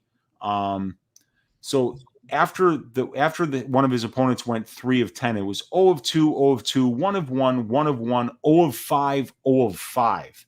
So it was 2 takedowns in 16 attempts. So Blachowicz has successfully defended 14 of the last 16 takedown attempts against him in the UFC. So that's really good if you're thinking like, okay, maybe he can stop the takedowns from Glover, because it was prior to those fights that we saw Jan getting taken down 11 times in 22 attempts. So he had 50% takedown defense in his first 6 UFC fights. And then after that, it's almost 90%. So we've seen a big improvement in the takedown defense of Jan Blachowicz as of late.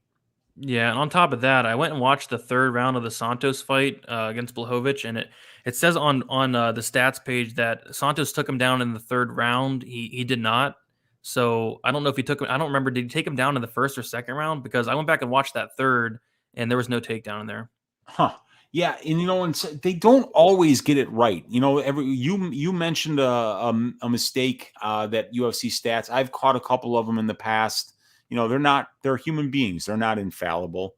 So yeah, sometimes they get it wrong. But yeah, uh Błachowicz has been really good with the takedown defense as of late. Yeah, this is a hell of a main event. I can't wait for it. But I'm rooting for Glover, man, at 42 years old to come out there. It would be something to see him get that belt. Both of these guys on like 5-fight winning streaks. What a main event. This is two really good guys, you're easy to root for both of them. So can't wait. Yeah, for sure. I mean, I probably was considered one of the biggest Blachowicz haters, man. I pick against this guy all the time, but going with him here. But it's really hard to count out Glover Teixeira. This guy, he just keeps getting it done. He just keeps on getting it done. I believe he was a dog. He was a dog against Thiago Santos. He was a dog for some reason, and then against Anthony Smith, he was a dog as well. So yeah, he's a dog here again. You cannot count this guy out. This guy will eat your best shot, get dropped 5 times. He'll wobble around and he'll take you down and submit you. That's what he does every fight. I went back and watched a ton of them. Every single fight, that's how it goes. So yeah, man, it's a good one. I don't think I'll be having any action on this fight, especially where the line's at now. Like I said, Blachowicz now minus 285, and then Teixeira plus 245. So the people in the chat, all I see is over, which, yeah, I think this does go over, but it's going to be such a sweat. We see the over 1.5 rounds minus 185, over 2.5 rounds minus 115, over 3.5 rounds plus 130, over 4.5 rounds plus 160. Fight goes to decision. It's plus 170. There's been a little bit of a streak, Uncle Weezy, of the main event fights not ending inside the distance. So if you think that streak continues, plus 170, but my goodness, will you be sweating? Blachowicz will probably get taken down. Cheryl will be knocked down at least 5 times. That'll be a sweat. So any thoughts on the fight goes to decision, fight doesn't go to decision, these over-unders, any props you're looking at? If somebody would have told you 6 weeks ago, right, when we started with what, was that the Santos Walker fight? I think that's where it started, yeah. Like that the next 6 fights, the next 6 main events are going to finish, are going to go to decision. You would have told them that they're out of their mind, I mean, you would have thought either Rodriguez is knocking out Dern or Dern is submitting Rodriguez. Most people didn't even think, Santos Walker was going to go over 1.5. So, yeah. You got to believe that there's going to be some regression. I mean, these 5-round fights, whether they're women's strawweight or men's heavyweight, they should be finishing inside the distance more than half the time, because it's 25 minutes of mixed martial arts. And especially now, these guys, 205 pounds, who have a tremendous amount of power and are really good grapplers. You got to figure this finishes inside the distance, dude. You got to think, man. But you got to think. But hey, Paulo Costa has 5-round cardio. Yeah, I know, man. What the hell? It makes no sense. But yeah, I still got to pick it just because these things have happened in the past. We learn in statistics that these events are independent. It doesn't matter what happened in the past. If you roll a dice and if that dice is fair and it comes up 1 5 times in a row, it's still the same chances that it's going to come up 1 the next time. It's 1 in 6. This fight should finish inside the distance. I'd be shocked if it didn't. But then again, boy, the way these things have been going the distance, I guess I wouldn't be shocked. Yeah, but like you said, every fight's different. Yeah, I think this fight finishes. I'd be surprised if it didn't as well. Either Teixeira gets him down, potential submission, potential ground and pound, or Blachowicz knocks him out. I'd be surprised if it did. If it did go to decision. But let's take a look at some of these props. Teixeira by KO plus 500. Blachowicz by, this is one I like right here. Blachowicz by KO plus 155. I like that a lot better than the minus 300 because Blachowicz, he's not going to submit Glover Teixeira. I mean, you wouldn't think unless he nearly kills him. Yeah, Blachowicz plus 155 by KO. I know you're on the Teixeira side, but that's interesting. Also, Teixeira by submission is plus 850. We see that Blachowicz by decision is plus 240, and Teixeira by decision, my goodness, is plus 850. Wow. Think you're muted. Yeah. Did you say Teixeira by decision is plus 850? Plus 850, man. Yeah, wow, that's not surprising. I think that the minute winner here is going to be Blachowicz, because you can't count on a 42-year-old man to wrestle for 5 rounds. He's going to have to really pick his spots to where he even wants to shoot for a takedown, because even if he gets them, it's going to drain his tank. Błachowicz has been good with his takedown defense as of late, but we've seen it exposed early in his UFC career. So, it's hard to know whether it's him making massive improvements or him just facing guys who wrestle less, because he's not facing Pat Cummins anymore. He's not facing Corey Anderson anymore. But yeah, this is going to be a hell of a fight, man. And I could see Blachowicz getting a knockout. I could see Teixeira getting a ground and pound knockout or a sub on the ground. I think either way you bet, whether it's Teixeira or Blachowicz, you could get an inside the distance prop, gain a little bit of value there, because I don't think this fight goes to decision. Yeah, Blachowicz inside the distance plus 105, and then Teixeira inside the distance around plus 350. Yeah, that's not bad, because, plus 105 on the Jan inside the distance, a lot better than minus 300, right? A lot better. So, yeah, any other final thoughts on this fight or on a fight we talked about? No, man, I think we covered most of it here. We're 2 hours and 40 minutes in, and we had 15 fights to break down, so we went a little bit longer than normal, but this card is worth it, dude. This card is we could have stayed here for 4. I'd have been fine with it because there's that many great fights to talk about. 100%. Like, this card is stacked. I'm looking forward to every single fight on the card. Pretty much every single one outside of that, like, Oezdemir fight, but it should be good as well. So yeah, guys, we did it. 15 fights. We're finally towards the end. I will kick it to Uncle Weezy. Uncle Weezy, I know you're a busy guy. Let them know where they can find you, and also let them know what you have going on throughout the week in terms of MMA content. Yeah, so you can find me on my channel, Uncle Weezy, on YouTube. I will be doing balls deep breakdowns of the fights this week. I will be doing a full card breakdown after the Contender Series on Tuesday night. You can also find me right here on Pub Sports Radio every Sunday with you for Stat Diggers, and then every Tuesday night, 6 p.m. Central Time for the DraftKings show. The lineup that I gave out on the DraftKings show on Pub Sports Radio last weekend would have gotten you 3rd place in the hook and 4th place in the haymaker. So make sure you tune into that. And yeah, you can find me on Brady's channel all the time, doing Best Bet, doing the main event breakdowns. But yeah, check me out on Twitter at MMA Weezy. Check me out on my YouTube channel, Uncle Weezy.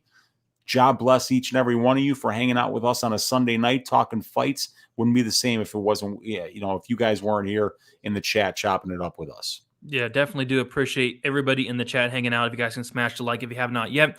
You can follow me on Twitter, DFS_numbers. Instagram is DFS by the numbers. Yeah, going live on Tuesday on Pub Sports Radio here, Tuesday, 7 o'clock p.m. Eastern Time with the guys doing some DraftKings content. And then also going live on Wednesday and Fridays with Billy Briz doing the NFL content here on Pub Sports Radio. I'll be live on my channel, 7 o'clock p.m. Eastern Time on Friday, and then going live 1 hour prior to the prelims. And guess what? The prelims start at 10:30 a.m., so Best Bet will be at 9:30. So Uncle Weezy is going to be waking up extra early this Saturday. Shout out to Weezy, waking up early. Should be fun. But before we go, we have a dono in the chat, Gogo_Flamingo, saying, can we have a greasy 4-leg parlay from both you guys across UFC 267 and 268? So first of all, appreciate the donut, Weezy. I will let you kick it off if you have the odds pulled up. Anything sticking out? I got my best fight odds. That's the least we can do, right? For somebody. So a greasy 4-legger. And let's see. So okay, let's throw Volkov in there because it's a 4-legger, and it's not going to be too greasy. We'll do Volkov, Chimaev. All right, and then let's grease it up a little bit with my girl Virna Jandiroba. So we'll get some plus money in there. Plus money in there, and then let's go to the Usman Covington card and find a nice little favorite here. Oh, how about Alex Pereira against my Greek countryman Andreas Mihalidis? Mihalidis has not shown much, and I am if Pereira's the only guy to beat Adesanya in a stand-up match, I think he can beat Andreas Mihalidis.